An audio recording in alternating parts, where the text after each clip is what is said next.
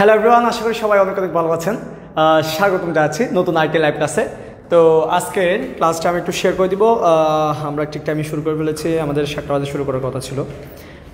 ওকে, আমি লাইভ ক্লাসটা একটু শেয়ার করে দিব, যারা যুক্ত হবে তারা একটু শেয়ার করে দিবা। আজকে হচ্ছে ক্লাস নাম্বার 2। ওকে,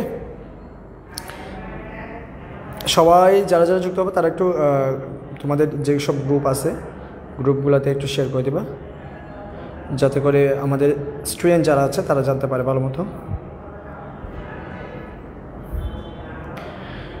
আমি জাস্ট একটু সময় নিব,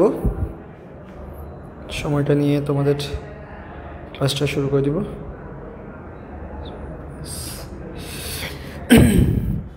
ওকে, তোমরা যারা যুক্ত হবে তাদেরকে একটা রিকোয়েস্ট করবো যে তোমরা ক্লাসটা তোমাদের ফ্রেন্ডদেরকে শেয়ার করে দিবা, যাতে করে তারা সবাই আমাদের সাথে আমাদের লাইভ ক্লাসে যুক্ত হতে পারে।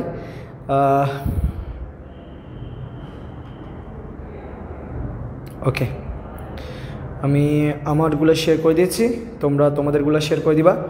আমাদের সাথে 30 জনের মতো যুক্ত হয়ে গেছে।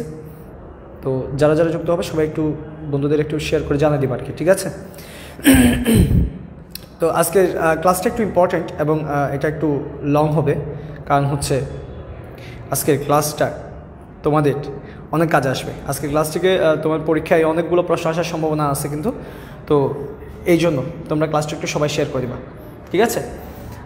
আচ্ছা, যারা আসবে আসুক, সমস্যা নেই। আমরা মূলত ক্লাসগুলো হচ্ছে রেকর্ড করার জন্য, তোমাদেরই জন্য ক্লাসগুলো বানাই। এখানে স্টুডেন্ট এখন একটু আগেই ক্লাস করে গিয়েছে প্রায় অনেকেই। তো আবার যে লাইভ ক্লাসে যুক্ত হবে এরকম কোনো কথা নেই। যুক্ত হইতে চাইলে হইতে পারে, যুক্ত হইতে না চাইলে পরে ক্লাসগুলো করে নিতে পারবে। আমি একটু ক্লিয়ার করে দিচ্ছি, আমাদের এইচএসসি 23 ব্যাচ যারা রয়েছে তাদের জন্য আমাদের দুইটা প্রোগ্রাম আছে। দুইটা প্রোগ্রাম বলতে আসলে আমাদের ব্যাচ আছে হচ্ছে দুইটা। আমি একটু ক্লিয়ার করে দিচ্ছি।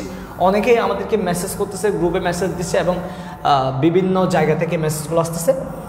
এইচএসসি 23-এর একটা সাইট হচ্ছে অনলাইন, আরটা হচ্ছে অফলাইন। তো এই যে অফলাইন যেটা আছে, অফলাইন ব্যাচ যেটা আছে সেটার অলরেডি অনেকগুলো ক্লাস চলে গেছে। অলরেডি অনেকগুলো, প্রায় 2 সপ্তাহের রুটিন শেষ, 3 সপ্তাহের রুটিনের মধ্যে আমরা চলে গেছি। অফলাইনে যারা পড়বে তারা হচ্ছে 11,500 টাকা দিয়ে ভর্তি হতে পারবে। 11,500 টাকা। যদিও আমাদের সামনে 26শে মার্চ, সেক্ষেত্রে তোমাদের জন্য একটু তোমাদের জন্য ডিসকাউন্টের ব্যবস্থা করে সম্ভবত এটা হচ্ছে তোমার 20% ডিসকাউন্ট দেবে। ওই ডিসকাউন্টে ভর্তি হতে পারবা। 11,500 থেকে 20% ডিসকাউন্ট পেয়ে 26শে মার্চ উপলক্ষে ভর্তি হতে পারবা এই মাসে। আর যারা অনলাইনে পড়বা তাদেরকে একটু বলি, অনলাইনে হচ্ছে আমাদের কোর্স ফি হচ্ছে 3,000 টাকা, 3,000 টাকা। এবং যারা হচ্ছে আমাদের এখন ভর্তি হচ্ছে, এই মাসের ভিতরে ভর্তি হবে, তারা হচ্ছে 2,500 টাকা দিয়ে ভর্তি হতে পারবে। 2,500 টাকা দিয়ে তুমি হচ্ছে এখানে হচ্ছে কমার্সের এবং হচ্ছে আর্টসের প্রায় অনেকগুলো বিষয় পড়তে পারবা। কমার্সের যেসব বিষয় পাবা সেখানে হচ্ছে Bangla, English, ICT, economics, accounting, finance. আর এদিকেও বাংলা, ইংলিশ, আইসিটি, ইকোনমিক্স, আর পাবা লজিক, পাবা সিভিক্স বা পৌরনীতি, এগুলো পাবা। এগুলো হচ্ছে অনলাইনে 2,500 টাকা দিয়ে। পার্থক্য হচ্ছে আমরা অফলাইনে তোমার ক্লাস বেশি, পরীক্ষা বেশি, ক্লাসও বেশি, পরীক্ষা বেশি, যার কারণে অফলাইনে কোর্স ফিটা বেশি এবং ওরা আমাদের সামনে থেকে বাচ্চা সমস্যার সমাধান সব কিছু হচ্ছে আমরা নিজেরা স্বয়ং ভালোভাবে করতে পারবো। কিন্তু অনলাইনে হচ্ছে আমাদের একটা সীমাবদ্ধতা আছে। তোমরা হচ্ছে জাস্ট আমাদের ক্লাসগুলো করতে পারবে এবং তোমাদের যে সলভ ক্লাসগুলো হবে সেগুলো আমরা হচ্ছে তোমাদের যে প্রাইভেট গ্রুপ থাকবে সেখানে সমাধান করবো তোমাদের সমস্যাগুলো। এবং হচ্ছে মাঝের মধ্যে প্রতি শুক্রবারে তোমাদের জুম ব্যাচের মাধ্যমে, আমরা জুম মিটিংয়ের মাধ্যমে তোমাদেরকে যে সমস্যাগুলো থাকবে সেগুলো সমাধান করব। যারা হচ্ছে পেড বেস করতে হবে তারা অনলাইনে, এই হলো আমাদের বিষয়। তো আরও যদি বিস্তারিত জানতে চাও সেক্ষেত্রে আমি একটা নাম্বার দিয়ে দিচ্ছি, 019 14 12 16 88। এই নাম্বারে যদি কল করো আমি তোমাদেরকে বাকি যে ইনফরমেশনগুলো দরকার সেগুলো আমি তোমাদেরকে পাঠিয়ে দেবো। 019 14 12 16 88 সেই নাম্বারে যদি কল দাও বা মেসেজ করো, হোয়াটসঅ্যাপে মেসেজ করতে হবে, তাহলে সেক্ষেত্রে আমি তোমাদেরকে বাকি ডিটেলসগুলো বলে দিব। আচ্ছা, যাই হোক, এগুলো হচ্ছে যারা আমাদেরকে বিভিন্ন জায়গা থেকে নক দিচ্ছিল, আমাদের পেজে দিচ্ছিল এবং ইউটিউব থেকে অনেকেই জানতে চাচ্ছিল যে এই বিষয়গুলো, এই জন্য আমি একটু বলে দিলাম। আচ্ছা, যাই হোক, আজকে আমরা গত একটা ক্লাসে হচ্ছে উপযোগ নিয়ে শেষ করেছিলাম। আজকে আমরা হচ্ছে 2টা পার্ট পড়বো, একসাথে 2টা পার্ট পড়বো। আমি নিজের মতো করে কিছুক্ষণ আলোচনা করব, নিজের মতো করে কিছুক্ষণ আলোচনা করার পর শেষে এই যেটা দেখো তোমাদের জন্য এরকম অনেকগুলো স্লাইড তৈরি করা হয়েছে। এই স্লাইডগুলো তোমাদেরকে আমি পড়াবো। ঠিক আছে, স্লাইডটাকে একটু পরে পড়াবো। আপাতত আমি জাস্ট কী করবো, নিজে থেকে কিছুক্ষণ একটু বকবক করে, হ্যাঁ, নিজে থেকে বকবক না করলে আমার আবার পেটের ভাত হজম হবে না। তো এই জন্য আমি প্রথমেই তোমাদেরকে একটা বিষয় ক্লিয়ার করি। এই অধ্যায়ের নাম হচ্ছে বক্তার আচরণ। বক্তার আচরণ। আরেকটা হচ্ছে উৎপাদকের আচরণ। আরেকটা কি বলতো, উৎপাদকের আচরণ। তাহলে আমাদের পার্ট কয়টা, দুইটা, একটা হচ্ছে ভোক্তার আচরণ, আরেকটা হচ্ছে উৎপাদকের আচরণ। তো যেটা ভোক্তার আচরণ আছে সেটাকে আমরা অর্থনীতির ভাষায় ভোক্তার আচরণের পার্টটাকে বলা হয় চাহিদা। ভোক্তার আচরণের পার্টটাকে কি বলা হয়, চাহিদা। আর উৎপাদকের আচরণের যেটা পার্ট আছে সেটাকে বলা হয় যোগান। আমরা একসাথে করব, যদিও বইয়ে আলাদা আলাদা করা আছে এবং হচ্ছে বিভিন্ন জায়গায় আলাদা আলাদাভাবে পড়াই। তো ভিন্নভাবে, ভিন্ন আঙ্গিকে এবং সহজভাবে পড়ানোর আমরা চেষ্টা করি। তো সে চেষ্টা থেকে তোমাদেরকে বলতে চাচ্ছি আর কি, ঠিক আছে। দেখো, ভোক্তার আচরণ যেটা আছে সে পার্টকে আমরা বলবো চাহিদা, উৎপাদকের আচরণ যেটা আছে সেটাকে আমরা বলবো যোগান। তো চাহিদা মানে কি আসলে? চাহিদা মানে হচ্ছে আমরা সাধারণত এমনিতে নর্মালি ক্লাসের মধ্যে অনেকক্ষণ কিছুক্ষণ কথাবার্তা বলার মাধ্যমে তোমাদের থেকে চাহিদার বিষয়টা কি জানতে চাই। এখন এত সময় নষ্ট করার দরকার নেই, সোজা কথা বুঝে নাও। চাহিদা মানে হচ্ছে ক্রয় করতে প্রস্তুত। চাহিদা মানে কি বলতো, ক্রয় করতে প্রস্তুত থাকা। আমরা কোনো একটা দ্রব্যের যতটুকু ক্রয় করতে প্রস্তুত থাকবো সেটা হচ্ছে আমাদের চাহিদা। চাহিদা মানে হচ্ছে কি বলতো, ক্রয় করতে প্রস্তুত থাকা। চাহিদা মানে হচ্ছে ক্রয় করতে প্রস্তুত থাকা। কোনো একটা দ্রব্য বা সেবা আমরা যতটুকু ক্রয় করতে প্রস্তুত সেটা হচ্ছে চাহিদা। সেটা হচ্ছে কি, চাহিদা। একজন যারা বিক্রি করে তাদেরকে বলা হয় বিক্রেতা। ওরা অনেকগুলো জিনিস আমাদের সামনে নিয়ে আসলো, ঠিক আছে, ওখান থেকে আমি যতটুকু কিনতে আমি প্রস্তুত সেটা হচ্ছে আমার চাহিদা। তুমি যতটুকু কিনতে প্রস্তুত সেটা তোমার চাহিদা।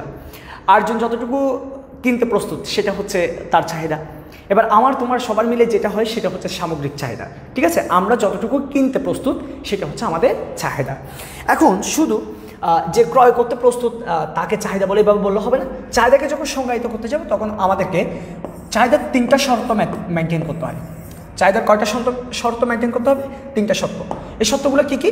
একটা হচ্ছে কোনো দ্রব্য বা সেবা পাওয়ার আকাঙ্ক্ষা থাকতে হবে। কোনো দ্রব্য বা সেবা পাওয়ার কি থাকতে হবে? কোনো দ্রব্য বা সেবা পাওয়ার আকাঙ্ক্ষা থাকতে হবে। এরপর হচ্ছে সে দ্রব্য বা সেবা পাওয়ার আর্থিক সামর্থ্য থাকতে হবে। আর্থিক কি থাকতে হবে? সামর্থ্য থাকতে হবে। এবং অর্থ ব্যয়ের ইচ্ছা থাকতে হবে। অর্থ ব্যয়ের ইচ্ছা থাকতে হবে। তার মানে চাহিদা হইতে গেলে কয়টা শর্ত লাগবে? 3টা শর্ত লাগবে। চাহিদা হইতে গেলে কয়টা শর্ত? 3টা শর্ত। পরীক্ষায় অনেক সময় আসে চাহিদার শর্ত কয়টি? 3টি।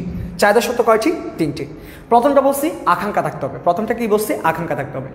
এরপর বলছি আর্থিক সামর্থ্য থাকতে হবে। এরপর বলছি অর্থ ব্যয়ের ইচ্ছা থাকতে হবে। তার মানে 3টা শর্ত যখন আমি মেনটেন করতে পারবো, আমার যখন কোনো কিছু পাওয়ার আকাঙ্ক্ষা থাকবে, আর্থিক সামর্থ্য থাকবে এবং অর্থ ব্যয়ের ইচ্ছা থাকবে, 3টা যখন থাকবে তখন সেটাকে আমরা চাহিদা বলবো। এখন কোনো ব্যক্তি যদি চিন্তা করে, মনে করে একজন যারা ভিক্ষুক তারা হচ্ছে ভিক্ষুক। একজন ভিক্ষুক চিন্তা করলো, ক্লাসও তোমাদেরকে এই উদাহরণটা বলেছি যে একজন ভিক্ষুক যদি চিন্তা করে তার একটা, এখন যেহেতু বেশি গরম পড়তেছে, তার একটা হচ্ছে এয়ার কন্ডিশনার কার থাকলে বা একটা কার থাকলে, এয়ার কন্ডিশন থাকতে হবে বলে কোনো কথা না, একটা কার থাকলে সে কারে করে করে বাসে কষ্ট করে না গিয়ে কারে করে করে গিয়ে ভিক্ষাটা করে আসবে। এখন তোমরা বলতে পারো স্যার কারে করে গেলে কি ওকে ভিক্ষা দিব? আমরা ভিক্ষা দিব না, ঠিক আছে, ও কারটা পার্কিংয়ে রেখে গিয়ে তারপর তোমার হচ্ছে ভিখারির যে ড্রেস আপ সেটা করে নেমে যেতে পারে। এটা হচ্ছে প্রফেশনাল ভিখারি, ওদের কথা বলতেছি না। যাদের কার আছে কারে করে গিয়ে ভিক্ষা করে, এরকম অনেকেই আছে ভাই, মানে টাকা ভিক্ষা করে বাড়ি গাড়ি করছে, এরকম অনেকেই আছে। এরকম অনেক ভণ্ড মানুষ আমাদের সমাজে আছে। তো সেদিকে যাচ্ছে না। যারা আসলে না পারতে ভিক্ষা করে, মানে কোনো কিছু করতে পারতেছে না, এই সময়কালে ভিক্ষা করে কোনো রকম জীবিকা নির্বাহের জন্য ভিক্ষা করে, তাদের কথা বলতেছি। তো এরকম ভিক্ষুকের একটা আকাঙ্ক্ষা থাকতে পারে, তার একটা বাড়ি হবে, তার একটা গাড়ি হবে। মনে করো তার একটা আকাঙ্ক্ষা আছে, সে একটা গাড়ি তার জীবনে হবে, তাহলে সেটা হচ্ছে তার আকাঙ্ক্ষা। এখন তোমরা বলো যে সে কারের দোকানে গিয়ে এই কারটা কেনার যে আকাঙ্ক্ষা, সেটার সামর্থ্য কি তার কাছে আছে? ভিখারির কাছে অবশ্যই সামর্থ্য নাই। সামর্থ্য না থাকার কারণে তার কার কেনার যে আকাঙ্ক্ষাটা আছে, ওই আকাঙ্ক্ষাটা চাহিদা হবে না, শুধু আকাঙ্ক্ষায় থেকে যাবে। এরকম আমাদের জীবনে অনেকগুলো আকাঙ্ক্ষা আছে, কিন্তু সামর্থ্য না থাকার কারণে সেগুলা আকাঙ্ক্ষায় থেকে যায়। সেগুলো কি থেকে যায়? আকাঙ্ক্ষায় থেকে যায়। কখনো কি হতে পারে না? চাহিদা হতে পারে না। আবার দেখবা অনেকের সামর্থ্য থাকে, অর্থ ব্যয়ের ইচ্ছা থাকে না, মানে টাকা খরচ করার ইচ্ছা থাকে না, তখনও কিন্তু চাহিদা হবে না। চাহিদা তখনই হবে যখন অর্থ ব্যয়ের ইচ্ছা থাকবে। সোজা কথা, তুমি যখন ক্রয় করতে প্রস্তুত থাকবা তখন সেটাকে আমরা চাহিদা বলবো। আর চাহিদা হওয়ার জন্য কয়টা শর্ত? 3টা শর্ত। এটার ভিত্তিতে আমরা চাহিদার সংজ্ঞাটা বলতে পারি। কীভাবে বলবো? কোনো দ্রব্য বা সেবা পাওয়ার আকাঙ্ক্ষা, আর্থিক সামর্থ্য ও অর্থ ব্যয়ের ইচ্ছাকে চাহিদা বলে। কি বলছি বলতো? কোনো দ্রব্য বা সেবা পাওয়ার আকাঙ্ক্ষা, আর্থিক সামর্থ্য এবং অর্থ ব্যয়ের ইচ্ছাকে চাহিদা বলে। এই জিনিসগুলো আমি তোমাদেরকে ভিডিওতে দিব, তখন তোমরা ওখানে দেখে নিও।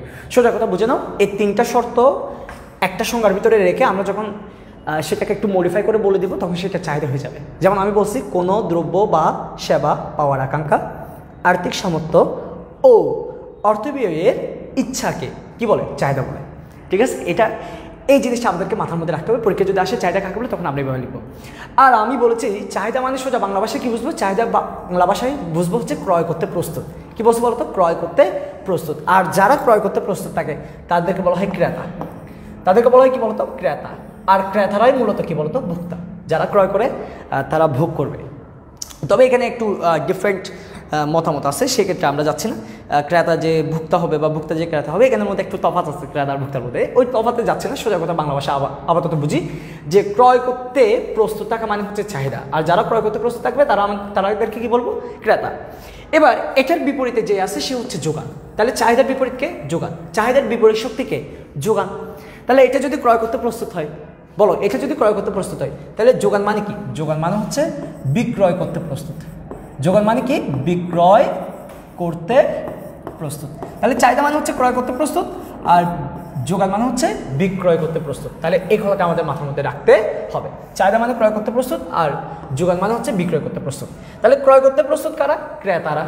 আর বিক্রয় করতে প্রস্তুত কারা হবে বলতো? বিক্রেতারা। এখন এই জিনিসটা আমি তোমাদেরকে একটু ক্লিয়ার করি।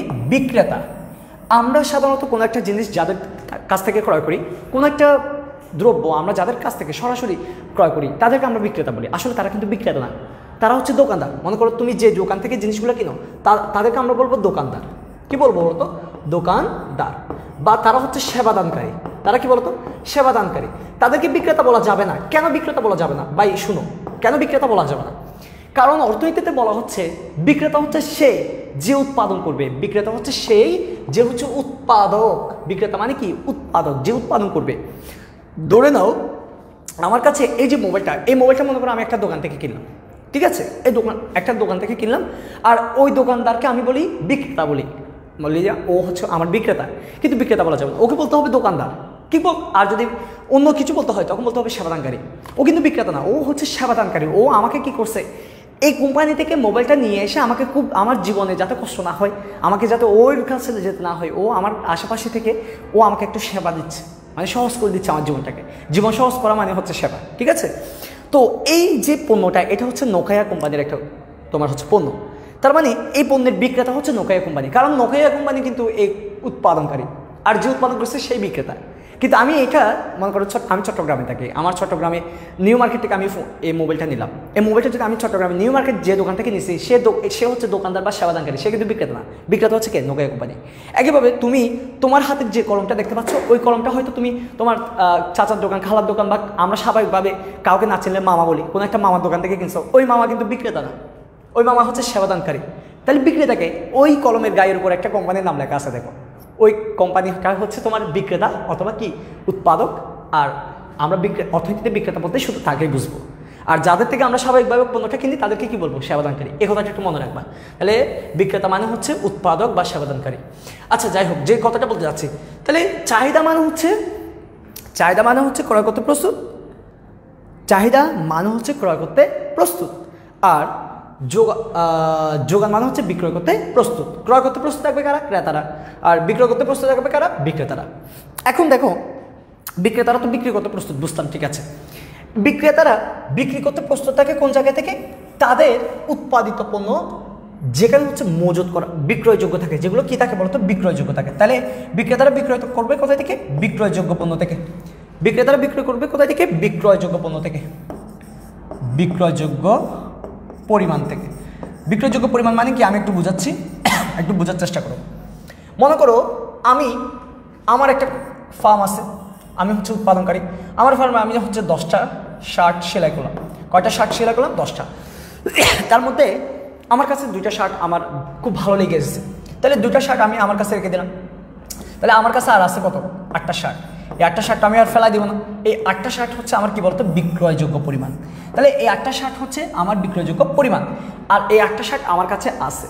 আর এই 8টা শার্ট যেটা বিক্রয়যোগ্য পরিমাণ সেটাকে অর্থনীতির ভাষায় মনে রাখবা, সেটাকে অর্থনীতির ভাষায় বলা হয় মজুদ। কি বলা হয়? মজুদ বা স্টক। কি বলা হয়? স্টক। আর যোগানকে বলা হয় সাপ্লাই। যোগানকে বলা হয় কি বলতো? সাপ্লাই। আমি প্রথমে বলি নাই কিন্তু এখন বলতেছি, কারণ সিস্টেমেটিক্যালি মজুদ স্টক, আর যোগানকে বলা হয় কি বলতো? সাপ্লাই। তাহলে একটা হচ্ছে সাপ্লাই আর একটা হচ্ছে স্টক। স্টক মানে হচ্ছে মজুদ, যেটা হচ্ছে বিক্রয়যোগ্য, যেটা কি বলতো বিক্রয়যোগ্য পরিমাণ। আমার কাছে যে 8টা শার্ট আছে ওই 8টা শার্ট হচ্ছে বিক্রয়যোগ্য পরিমাণ, আর বিক্রয়যোগ্য পরিমাণ যেটা সেটা হচ্ছে আমার মজুদ। এই মজুদ থেকে আমি যতটুকু বিক্রি করতে রাজি থাকবো, অর্থাৎ আমি যতটুকু বিক্রি করতে প্রস্তুত থাকবো, কারণ আমি আমার কথা কেন বলতেছি, কারণ 10টা শার্ট আমি সেলাই করছি, তো আমি সেলাই করছি মানে আমি উৎপাদনকারী, আমি উৎপাদনকারী মানে কি আমি বিক্রেতা, তো আমি তো বিক্রি করতে প্রস্তুত থাকবো। তো আমি কয়টা শার্ট বিক্রি করবো বলছি? আমি বলছি আমি 8টা শার্টে বিক্রি করবো। 8টা শার্ট বিক্রয়যোগ্য। 8টা শার্ট কি বলতো? বিক্রয়যোগ্য। বিক্রয় করবো বলি নাই, আমি বলছি এই 8টা শার্টের মধ্যে আমি 5টা শার্ট বিক্রি করবো। তাহলে আমি বিক্রয় করতে প্রস্তুত কয়টা? 5টা। এই 5টা যেহেতু বিক্রি করতে প্রস্তুত, তার মানে যোগান হচ্ছে 5। যোগান হচ্ছে কত? 5। যদি এই 8টা শার্টের মধ্যে আমি যদি বলি আমি শুধু 3টা বিক্রি করবো, শুধু কয়টা বিক্রি করবো? 3টা। তার মানে যোগান হবে তখন শুধু 3। যোগান হবে শুধু 3। আমি যদি বলি আমি 8টাই বিক্রি করবো, কয়টা বিক্রি করবো? 8টা। তার মানে যোগান হবে 8। তার মানে বিক্রয়যোগ্য যে পরিমাণটা থাকে সেটা যে বিক্রি করতে হবে এরকম কোনো কথা নাই। বিক্রয়যোগ্যটা হচ্ছে মজুদ, আমার কাছে যা আছে এই মজুদকৃত দ্রব্য থেকে যতটুকু বিক্রি করতে আমি প্রস্তুত থাকবো, সেই প্রস্তুতকৃত পণ্যটাকে বলা হয় যোগান। বাজারে গেলে দেখবা অনেক সময় বলে যে ভাই আগের মতো এখন দাম কমায় রাখা যাবে না, কারণ আগের মতো এখন সাপ্লাই নাই। বাজারে অনেক দ্রব্যের দাম, অনেক দ্রব্যের ক্ষেত্রে কি বলে যে ভাই দাম এখন কমায় রাখা যাবে না, দাম বাড়ায় রাখতে হবে। কেন দাম বাড়ায় রাখতে হবে? বলে কি আগের মতো সাপ্লাই নাই। স্টক নাই বলে না, কিন্তু কি বলে যে তো সাপ্লাই নাই। সাপ্লাই নাই মানে কি বিক্রেতারা বিক্রি করতে রাজি না। জিনিস আছে, মজুদ আছে, গুদাম করে জায়গায় রেখে দেওয়া হয়েছে, কিন্তু সে কি নয়, বিক্রি করতে প্রস্তুত নয়। আর বিক্রি করতে প্রস্তুত নয় মানে কি যোগান নাই। বুঝতে পেরেছো? তাহলে বাজারে সাপ্লাই নাই মানে যোগান নাই বলছে। সাপ্লাই নাই মানে হচ্ছে কি যোগান নাই বলছে, কিন্তু বাজারে কি আছে বলতো? মজুদ আছে, মানে স্টক করা আছে।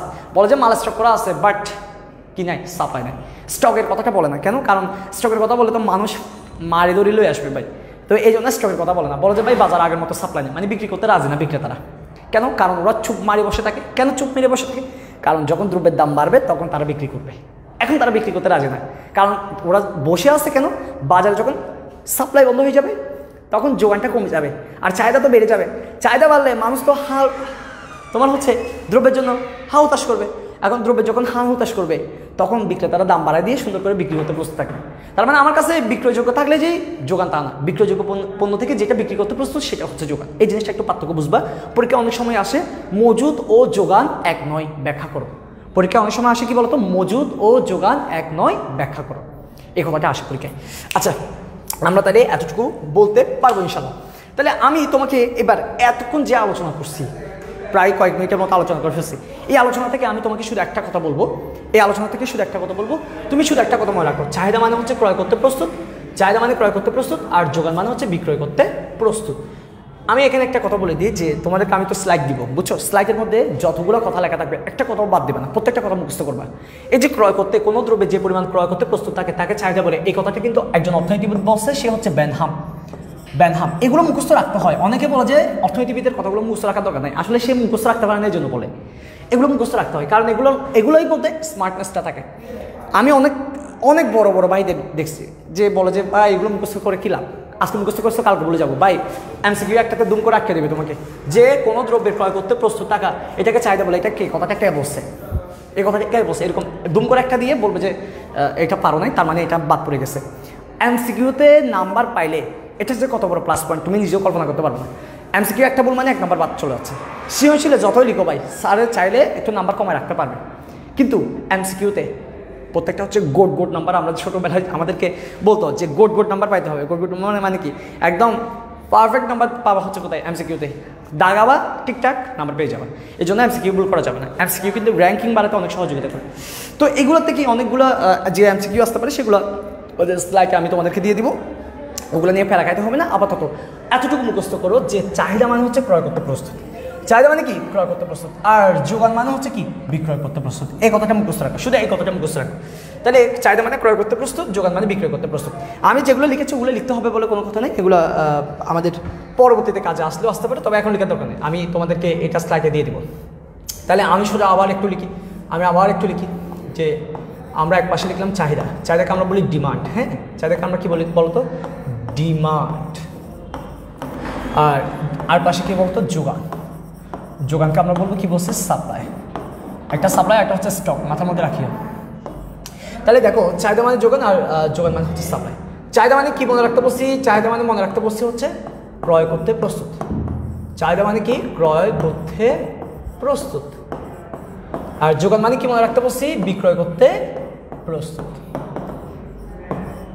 বিক্রয় করতে প্রস্তুত, এই কথাটা মনে রাখতে হবে শুধু।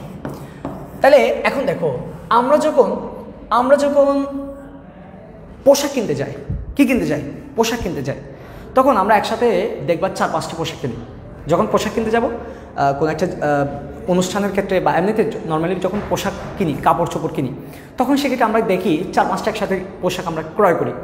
কিন্তু একটা জিনিস কি দেখবা, যখন হচ্ছে ইলেকট্রনিক কোনো ডিভাইস কিনতে যাব, মনে করো ল্যাপটপ কিনতে পারি, মোবাইল কিনতে পারি, কম্পিউটার কিনতে পারি, এরকম যদি কোনো একটা আমরা ইলেকট্রনিক কোনো একটা ডিভাইস কিনতে যাব, সেক্ষেত্রে কিন্তু আমরা 4-5টা একসাথে কিনি না, আমরা শুধু একটা কিনি। তাহলে আমি তোমাদেরকে একটা বেসিক পার্থক্য বলতেছি।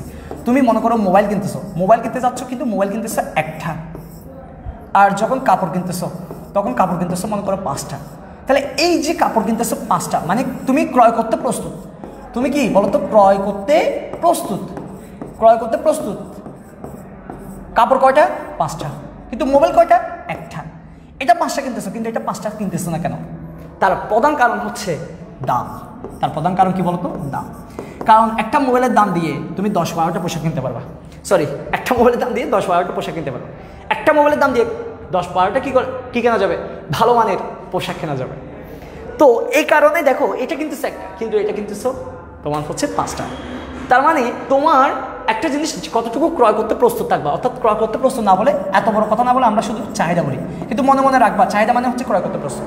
তাহলে আমার কাপড়ের চাহিদা কয়টা, মোবাইলের চাহিদা কয়টা, অন্য দ্রব্যের চাহিদা কয়টা, অন্য দ্রব্যের চাহিদা কয়টা, সেটা ডিপেন্ড করবে কার উপর, দামের উপর। এবার যখন আমি কাপড় কিনতে যাচ্ছি, তখন আমি কি ব্র্যান্ড কাপড় কিনবো, নাকি কোনো হকার থেকে মার্কেট থেকে কিনে ফেলবো? মোবাইল যখন কিনবো, তখন কি আইফোন কিনবো, নাকি হচ্ছে স্যামসাংয়ের কিনবো, নাকি ওয়ালটনের কিনবো, কোনটা কিনবো? সেটা ডিপেন্ড করতেছে আমার ইনকামের উপর। কিছুর উপর বলতো, ইনকামের উপর। অর্থাৎ আমি কোন ব্র্যান্ডের ইউজ করবো সেটা ডিপেন্ড করতেছে আমার আয়ের উপর। কিসের উপর? আয়ের উপর। এছাড়াও আরও অনেকগুলো বিষয় আছে, যেগুলো হচ্ছে তুমি এই যে তোমার চাহিদাকে এরা প্রভাবিত করতেছে। দামে কিন্তু তোমার চাহিদাকে প্রভাবিত করতেছে, আয় কিন্তু তোমার চাহিদাকে প্রভাবিত করতেছে। এরকম আরও অনেকগুলো জিনিস আছে যারা কাকে প্রভাবিত করে, চাহিদাকে প্রভাবিত করে। যেসব জিনিসের দাম কম, সেই সব জিনিসে দেখবা ক্রেতার সংখ্যা বেশি। কি বলছে বলতো, ক্রেতার সংখ্যা বেশি। যখন একটা জিনিসের ক্রেতার সংখ্যা বেশি হয়ে যাবে, ওই জিনিসের চাহিদা বেশি হয়ে যাবে। ওই জিনিসের চাহিদা কি হয়ে যাবে, বেশি হয়ে যাবে। যেমন দেখো, তুমি মোবাইল কিনতেছো বা ল্যাপটপ কিনতেছো, সেটা হচ্ছে বছরে একটা, কিন্তু চাল ডাল এগুলো প্রতিদিন কিনতে হয়। তার মানে চাল ডালের চাহিদা বেশি, কিন্তু মোবাইল ল্যাপটপের চাহিদা কি, কম। বুঝতে পেরেছো? সেটা ডিপেন্ড করতেছে কিসের উপর, ক্রেতার সংখ্যা। চাল ডালের ক্রেতা বেশি, কিন্তু মোবাইলের ক্রেতা কম, কারণ মোবাইলটা মাঝের মধ্যে লাগে, তাই না? মানে মাঝের মধ্যে বলতে 2-1 বছরে একবার কেনা হয়। ও আরও ব্যতিক্রম মানুষ আছে, ব্যতিক্রমের কথা যাচ্ছে না। স্বাভাবিকভাবে আমরা যখন মোবাইল একটা কিনি, সেটা কমপক্ষে 1-1.5 বছর আমরা ইউজ করি, তারপর বিক্রি করি। এই যে দেখো, তাহলে আমাদের চাহিদাটা দাম, আয়, ক্রেতার সংখ্যা, এরকম ইত্যাদি ইত্যাদি আরও বিষয়ের উপর নির্ভর করে। আমরা কয়টা বিষয়ের উপর নির্ভর করে সেটা স্পেসিফিকভাবে বলতে যাচ্ছি না, বা এটা স্পেসিফিকভাবে বলাও যায় না, কিন্তু আমরা আপাতত বোঝার জন্য আমরা 4-5টা হাতে নিই, আমরা কয়েকটা বিষয় হাতে নিই। যেমন আমি একটা বলছি দাম, আমার চাহিদা কার উপর নির্ভরশীল, দামের উপর। একইভাবে আমার চাহিদাটা আয়ের উপর নির্ভরশীল। একইভাবে আমার চাহিদাটা হচ্ছে সম্পর্কিত দ্রব্যের দামের উপর নির্ভরশীল। কিসের উপর নির্ভরশীল? সম্পর্কিত দ্রব্যের দামের উপর নির্ভরশীল। আমার চাহিদাটা সম্পর্কিত দ্রব্যের দামের উপর নির্ভরশীল। আমার চাহিদাটা হচ্ছে তোমার ক্রেতার সংখ্যার উপর নির্ভরশীল। কিসের উপর নির্ভরশীল? ক্রেতার সংখ্যার উপর নির্ভরশীল। আমার চাহিদাটা হচ্ছে সময়ের উপর নির্ভরশীল, অর্থাৎ গ্রীষ্মকালে দেখবা যে তোমরা হচ্ছে ফল ফ্রুটের জুস বেশি খাবা। তার মানে এখন জুস মেশিন যেগুলো আছে সেগুলোকে কী বলে, ভুলে যাচ্ছি, কি একটা বলে, আচ্ছা ভুলে গেছি। ওই জিনিসের চাহিদা এখন বেড়ে যাবে, মানুষ এখন তোমার জুস টুস বেশি খাবে। কিন্তু এখন শীতের কাপড়ের চাহিদা বাড়বে, শীতের কাপড়ের চাহিদাটা কমে যাবে, গরমকাল যেহেতু চলে আসে। তার মানে সময়ও হচ্ছে তোমার চাহিদাকে ইয়া করে। তার মানে এই যে জিনিসগুলোর উপর আমাদের যে চাহিদা সে নির্ভর করে। আর চাহিদা, এই চাহিদাটা যাদের উপর নির্ভর করে তাদেরকে বলা হয় চাহিদা নির্ধারক। চাহিদা যেসব বিষয়ের উপর নির্ভর করে তাদেরকে আমরা কি বলবো? চাহিদা নির্ধারক বা ডিটারমিনেন্টস অফ ডিমান্ড, চাহিদা নির্ধারক। তাহলে চাহিদা নির্ধারক কাকে বলে? পরীক্ষা যদি আসে চাহিদা নির্ধারক কাকে বলে? আমরা বলবো চাহিদা যেসব বিষয়ের উপর নির্ভর করে তাদেরকে চাহিদা নির্ধারক বলে। চাহিদা যেসব বিষয়ের উপর নির্ভর করে তাদেরকে চাহিদা নির্ধারক বলে। চাহিদা যেসব বিষয়ের উপর নির্ভর করে তাদেরকে চাহিদা নির্ধারক বলে। এখানে একটা জিনিস আমি তোমাদেরকে একটু ক্লিয়ার করি, এই জিনিসটা অনেকেই একটু বিভ্রান্তকর অবস্থায় পড়ে যায়। সম্পর্কিত দ্রব্যের দাম কীভাবে চাহিদাকে প্রভাবিত করে, এই জিনিসটা থেকে অনেকবার অনুধাবনমূলক প্রশ্ন আসে। কি প্রশ্ন আসে বলতো? অনুধাবন প্রশ্ন। এই অনুধাবন প্রশ্নটা সলভ করার জন্য তোমাকে একটু ভালো মতো বুঝতে হবে সম্পর্কিত দ্রব্যের দাম কীভাবে চাহিদাকে প্রভাবিত করে। মনে রাখবা সম্পর্কিত দ্রব্য দুই ধরনের। আরও একটা দ্রব্য আছে এটা সম্পর্কহীন, সেটা আমরা সম্পর্কিত দ্রব্যের মধ্যে আনতেছি না যেহেতু এটা সম্পর্কহীন। আমরা বোঝার জন্য বলি সম্পর্কিত দ্রব্য প্রধানত দুই প্রকার। কয় প্রকার? প্রধানত হচ্ছে দুই প্রকার। একটা হচ্ছে পরিপূরক দ্রব্য। কি দ্রব্য বলতো? পরিপূরক দ্রব্য। আরেকটা হচ্ছে পরিবর্তক। কি বলছে বলতো? পরিবর্তক বা বিকল্প। পরিবর্তক বা বিকল্প, এই কথাগুলো মনে রাখবা ভাই। এই কথাগুলো মনে না রাখলে এখানে আস্তে আস্তে পড়াচ্ছি, একদম স্লোলি পড়াচ্ছি, এই কথাগুলো মনে রাখার জন্য জাস্ট। তাহলে একটা দ্রব্য হচ্ছে পরিপূরক দ্রব্য। আমার লেখাটা আসলে সুন্দর কিন্তু আমি কেন যে বৃষ্টি করলে কি আমি নিজেও যাই না। যদিও হচ্ছে এটা ডিজিটাল একটা ডিভাইস, এটা আমরা অত বেশি অভ্যস্ত না, গত 1 বছর ধরে ইউজ করতেছে হালকা পাতলা, কিন্তু লেখা তো সুন্দর হবার কথা, তাই না? অনেকে বলবে স্যার শুধু নিজের নাম করে। ভাই আমি আমার ঢোল আমি নিজে বাজাই, কারণ আমি তোমাদেরকে বলছি যখন আমরা কখনো একটা বিয়ের প্রোগ্রাম বা তোমার গেট টুগেদার প্রোগ্রামে কোথাও থেকে ডোল ভাড়া করে নিয়ে আসি, তখন ডোলটা এমনভাবে বাজায়, দুপ্পু দুপ্পু দুপ্পু দুপ বাজায়। কার ডোল কে জানে, ফাটলে ফাটুক না, আমার কি যায় আসে, এরকম করে বাজায়। তো আমার ডোল যদি আমি তোমাকে বাজাইতে দিই, তুমি ভাই এমন ফাটা দিবে আমি আর ঘর থেকে বের হতে পারবো না। ওই জন্য আমার ডোল আমি নিজে বাজাই, এই জন্য মাইন্ড করলে কিছু করার নাই আসলে। যাই বলতেছিলাম, সম্পর্কিত দ্রব্য রিলেটেড গুডস যেগুলো আছে সেটা দুই প্রকার, একটা পরিপূরক, একটা পরিবর্তক। ঠিক আছে, একটা হচ্ছে কমপ্লিমেন্টারি গুডস, একটা হচ্ছে সাবসিডিয়ারি গুডস। তো পরিপূরক দ্রব্য মানে কারা? যেমন তুমি যদি ভাল্ব জ্বালাতে যাও, কি জ্বালাতে চাও? ভাল্ব জ্বালাতে চাও, তোমার কি লাগবে বলো তো? বিদ্যুৎ লাগবে। তুমি যদি ফ্যান চালাতে চাও, তোমার কি লাগবে? তাও বিদ্যুৎ লাগবে। তোমার বিন্দু কেন হয়ে যাচ্ছে? বিদ্যুৎ লাগবে। আবার তুমি যদি গাড়ি চালাতে যাও, তোমার হচ্ছে জ্বালানি তেল লাগবে। কি লাগবে বলতো? জ্বালানি তেল। অর্থাৎ জ্বালানি তেল সেটা পেট্রোল হতে পারে, ডিজেল হতে পারে, অন্য কিছু হতে পারে। হ্যাঁ, তাহলে দেখো ভাল্ব জ্বালাতে গেলে বিদ্যুৎ লাগবে, ফ্যান চালাতে গেলে বিদ্যুৎ লাগবে, গাড়ি চালাতে গেলে জ্বালানি তেল লাগবে। তাহলে এই দ্রব্যগুলো ব্যবহার করার জন্য, এখানে একটু খেয়াল করো, এই দ্রব্যগুলো ব্যবহার করার জন্য এই দ্রব্যের সহযোগিতা অবশ্যই লাগবে। তাহলে একটা দ্রব্যের উপযোগ পাওয়ার জন্য, উপযোগ মানে কি? এই দ্রব্যটা আমাদের ব্যবহারের জন্য যখন অন্য দ্রব্যের সহযোগিতা লাগে, তখন দ্রব্য দুটি কি পরস্পর দ্রব্য দুটিকে পরিপূরক দ্রব্য বলে। কি দ্রব্য বলে? পরিপূরক দ্রব্য বলে। একটার জন্য যদি অন্য একটা সহযোগিতা লাগে তখন সেটা হচ্ছে পরিপূরক দ্রব্য। আবার দেখো, আমি যদি ভাল্ব ইউজ না করি, আমি চাইলে ভাল্ব ইউজ না করে মোমবাতি ইউজ করতে পারি। কি ইউজ করতে পারি? মোমবাতি। আমি যদি গাড়ি ইউজ না করি, গাড়ি অর্থাৎ জ্বালানি তেলে গাড়ি ইউজ না করে আমি তখন সাইকেল ইউজ করতে পারবো বা রিক্সা ইউজ করতে পারি, যদিও সময় সাপেক্ষ কিন্তু ইউজ করা যাবে। ফ্যান ইউজ না করে, বাবা ফ্যান ইউজ না করে হাত পাকা ইউজ করা যাবে, হাত পাকা। তো তোমরা সবাই অনেকেই কলেজে বা অন্যান্য জায়গায় সবসময় চা, চিনি, চা, কফি এগুলো দিয়ে পড়তে অভ্যস্ত। এই চা, চিনি, চা, কফি এগুলো দিয়ে পড়তে অভ্যস্ত। তো একটু ভিন্নভাবে পড়ানোর চেষ্টা করতেছে আর কি। তো ভিন্নভাবে তুমি এরকম নিজে নিজে আরও কয়েকটা তৈরি করার চেষ্টা করো। চা, কফি আর চা, চিনির মধ্যে সীমাবদ্ধ না থেকে একটু বাইরে আসার চেষ্টা করো। সবাই চেষ্টা করা উচিত বাইরে এসে একটু ভিন্নভাবে চিন্তা করি। পরীক্ষা কিন্তু এগুলো থেকে আসে, চা, চিনি আর চা, কফি থেকে খুব কমই আসে। হ্যাঁ, তাহলে দেখো, ভাল্ব না চালাই মোমবাতি ইউজ করা যায়, গাড়ি না চালাই সাইকেল ইউজ করা যায়, ফ্যান না চালাই হাত পাকা ইউজ করা যায়। তাহলে একটা দ্রব্যের পরিবর্তে যখন অন্য একটা দ্রব্য ইউজ করা যাবে তখন সেগুলোকে বলা হয় পরস্পর হচ্ছে পরিবর্তক বা বিকল্প দ্রব্য। একটা বাদ দিয়ে অন্য একটা ইউজ করা যাবে তখন সেটা পরস্পর হচ্ছে পরিবর্তক দ্রব্য। এখন কি বলতে যাচ্ছি দেখো, যদি বিদ্যুতের দাম বেড়ে যায়, যদি বিদ্যুতের কি বেড়ে যায়? দাম বেড়ে যায়, তখন মানুষ কিন্তু ভাল্ব কম চালাবে। ভাল্ব কম চালালে বাল্বের চাহিদাটা কমে যাবে। বিদ্যুতের যদি দাম বেড়ে যায়, মানুষ ফ্যান কম চালাবে, ফ্যান কম চালালে চাহিদা কমে যাবে। জ্বালানি তেলের দাম বাড়লে তোমার গাড়ি চালানো, মানুষ গাড়ির চাহিদাটা আস্তে আস্তে কমে যাবে, গাড়ি চালানো বন্ধ করে দিবে, কমাই দিবে। তার মানে দেখো, এই যে ভাল্ব বলো, ফ্যান বলো, গাড়ি বলো, এগুলোর চাহিদা অন্য একটা দ্রব্যের দামের উপর নির্ভরশীল। তাহলে একজনের চাহিদা আরেকজনের উপর নির্ভরশীল, তার মানে একজনের সাথে আরেকজনের সম্পর্ক আছে, এই জন্য এদেরকে বলা হচ্ছে কি সম্পর্কিত দ্রব্য। তাহলে এটার চাহিদা বাড়বে নাকি কমবে সেটা আরেকটার দামের উপর নির্ভর করে, এটার চাহিদা বাড়বে নাকি কমবে সেটা আরেকটার উপর নির্ভর করে। এগুলো তুমি নিজে চিন্তা করো। বাল্বের দাম বেড়ে গেলে মানুষ মোমবাতি ইউজ করবে, মোমবাতির দাম বেড়ে গেলে মানুষ বাল্ব ইউজ করবে। যদি সাইকেলের দাম বেড়ে যায় মানুষ গাড়ি ইউজ করবে, গাড়ির দাম বেড়ে গেলে মানুষ সাইকেল ইউজ করবে।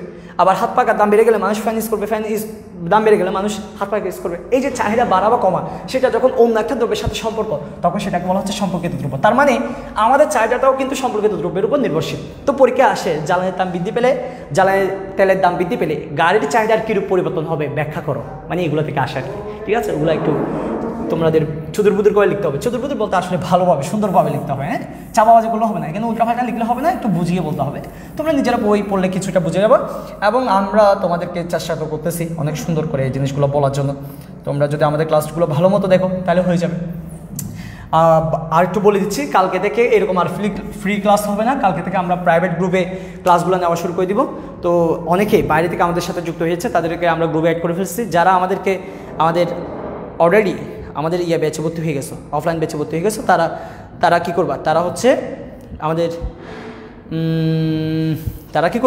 আমাদের গ্রুপটাতে জয়েন হয়ে যাবে। যারা এখনও গ্রুপে জয়েন হয় না, প্রাইভেট গ্রুপটাতে জয়েন হয়ে যাবে। তাহলে আমি এবার একটু আবার বলি, একটা দ্রব্যের চাহিদা সেটা অনেকগুলো বিষয়ের উপর নির্ভরশীল, দামের উপর নির্ভরশীল, আয়ের উপর নির্ভরশীল, সম্পর্কিত দ্রব্যের দামের উপর নির্ভরশীল, ক্রেতার উপর নির্ভরশীল, তোমার হচ্ছে সময়ের উপর নির্ভরশীল। আর চাহিদা যাদের উপর নির্ভরশীল তাদেরকে বলা হয় চাহিদা নির্ধারক। চাহিদা যাদের উপর নির্ভরশীল তাদেরকে কি বলা হয়, চাহিদার নির্ধারক।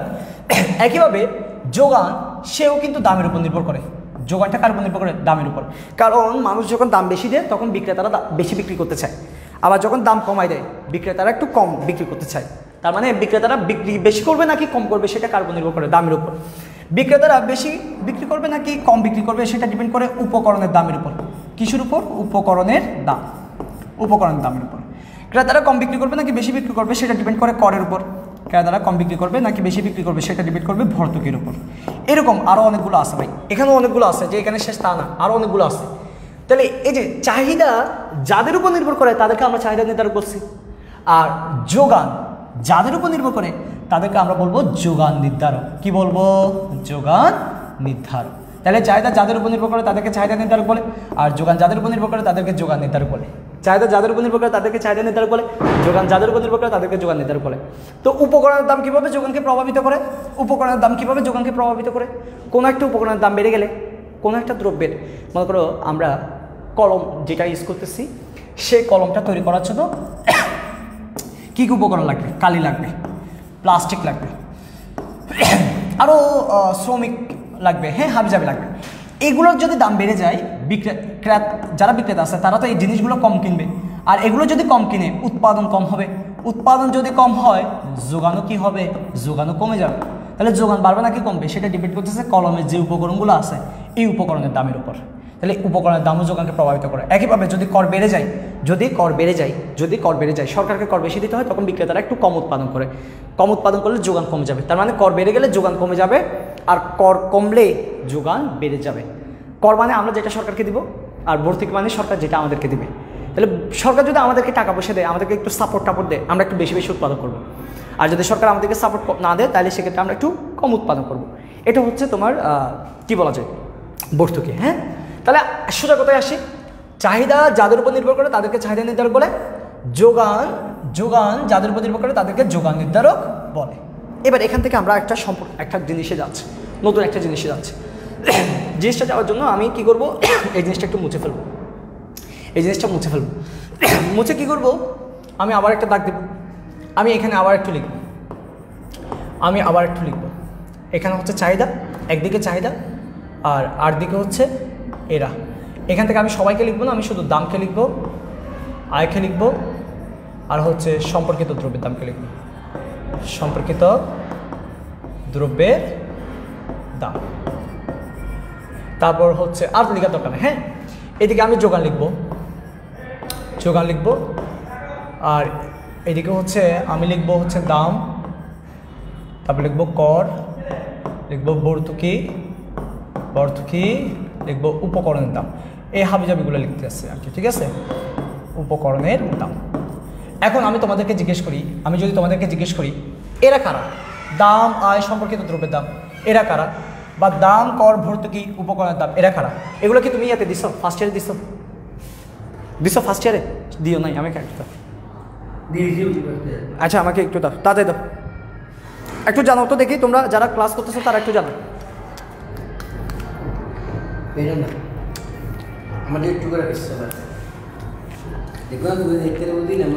তো আমি কি, তুমি আমাকে বলতেছো আমাকে দেখতে পারো না?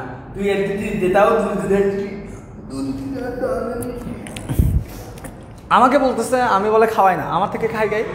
এরা কারা বলো? দাম আয় সম্পর্কিত দ্রব্যের দাম। আমরা পরস্পর, আমরা এখানে প্রত্যেকটা স্যার পরস্পরকে অসংখ্য ভালোবাসি এবং দেখতে পাচ্ছ উনি খাচ্ছিল আমার জন্য নিয়ে আসে। তোমরা এরকম মাঝে মধ্যে আমাদের জন্য নিয়ে আসতে পারো। তাই আমি জানি না তোমরা দেখতেছো কিনা, আমি তারপর বলে দিচ্ছি। এই যে চাহিদা, এবং এই দরজাটা অফ করে দাও, গানটা চলতেছে, গানটা আসতেছে, কি গান চলতেছে এগুলো বলতে পারি। আর এরা হচ্ছে চাহিদার নির্ধারক। এরা কে ছিল? এরা হচ্ছে চাহিদার নির্ধারক। আর এটা হচ্ছে তো যোগান, ঠিক আছে। আর এরা হচ্ছে কারা? এরা হচ্ছে যোগান নির্ধারক। তাহলে এরকম যোগান নির্ধারক কিন্তু এতটুকু সীমিত না, আরো অনেকগুলো যোগান নির্ধারক আছে, ঠিক আছে। অনেকে বলছিলাম, দাঁড়াও আমি একটু খাই। কি এটা? এটা আইস কম হয়েছে।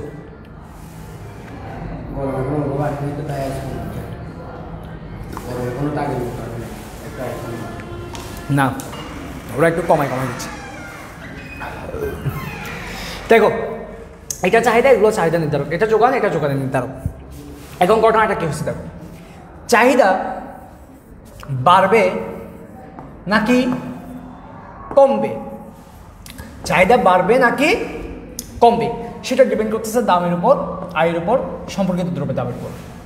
একইভাবে যোগানটা বাড়বে নাকি কমবে সেটা ডিপেন্ড করতেছে দামের উপর, করের উপর, ভর্তুকির উপর, উপকরণের দামের উপর। তার মানে হচ্ছে চাহিদা বাড়া কমা ডিপেন্ড করে হচ্ছে চাহিদা নির্ধারকের উপর, যোগান বাড়া কমা নির্ভর করে যোগান নির্ধারকের উপর, চাহিদা বাড়া কমা নির্ভর করে চাহিদা নির্ধারকের উপর, যোগান বাড়া কমা নির্ভর করে যোগান নির্ধারকের উপর। তার মানে হচ্ছে চাহিদা বাড়বে নাকি কমবে সেটা ডিপেন্ড করতেছে কার উপর? নির্ধারকের উপর। তার মানে ওদের দুইজনের মধ্যে একটা নির্ভরশীলতার সম্পর্ক আছে। কি আছে বলতো? একটা নির্ভরশীলতার সম্পর্ক।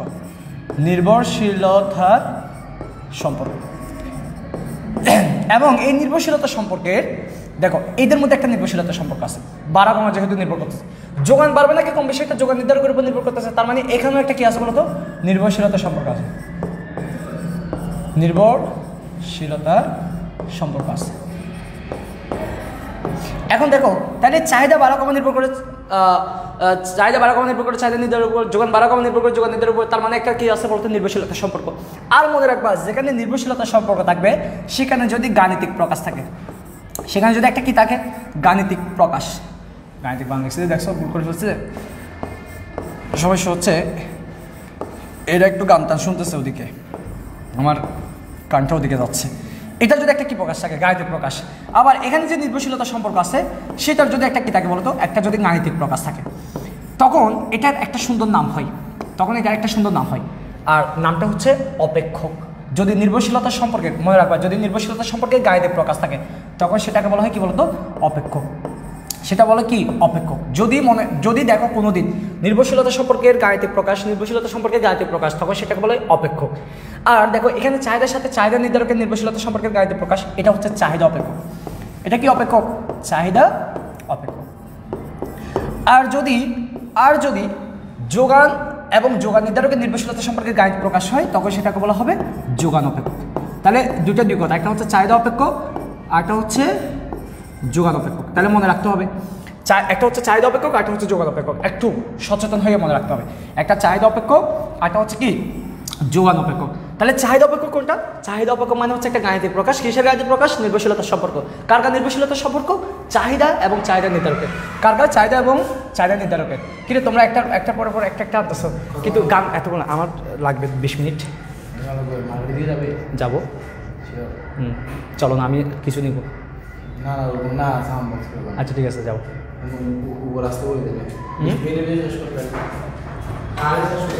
শেষ করবো আচ্ছা, যে কথাটা বলতে যাচ্ছি, তাহলে দেখো চাহিদা এবং চাহিদা নির্ধারকের নির্ভরশীলতা সম্পর্কে গাণিতিক প্রকাশকে চাহিদা অপেক্ষক বলে, যোগান এবং যোগান নির্ধারকের নির্ভরশীলতা সম্পর্ককে যোগান অপেক্ষক বলে। আবার বলতেছি দেখো, চাহিদা এবং চাহিদা নির্ধারকের নির্ভরশীলতা সম্পর্কের গাণিতিক প্রকাশকে চাহিদা অপেক্ষক বলে। কি অপেক্ষক বলে? চাহিদা অপেক্ষক বলে। যোগান এবং যোগান নির্ধারকের নির্ভরশীলতা সম্পর্কের গাণিতিক প্রকাশকে যোগান অপেক্ষক বলে। তাহলে চাহিদা এবং চাহিদা নির্ধারকের নির্ভরশীলতা সম্পর্কের গাণিতিক প্রকাশকে চাহিদা অপেক্ষক বলে, যোগান এবং যোগান নির্ধারকের নির্ভরশীলতা সম্পর্কের গাণিতিক প্রকাশকে যোগান অপেক্ষক বলে। এই কথাটা আমাদেরকে মাথার মধ্যে রাখতে হবে।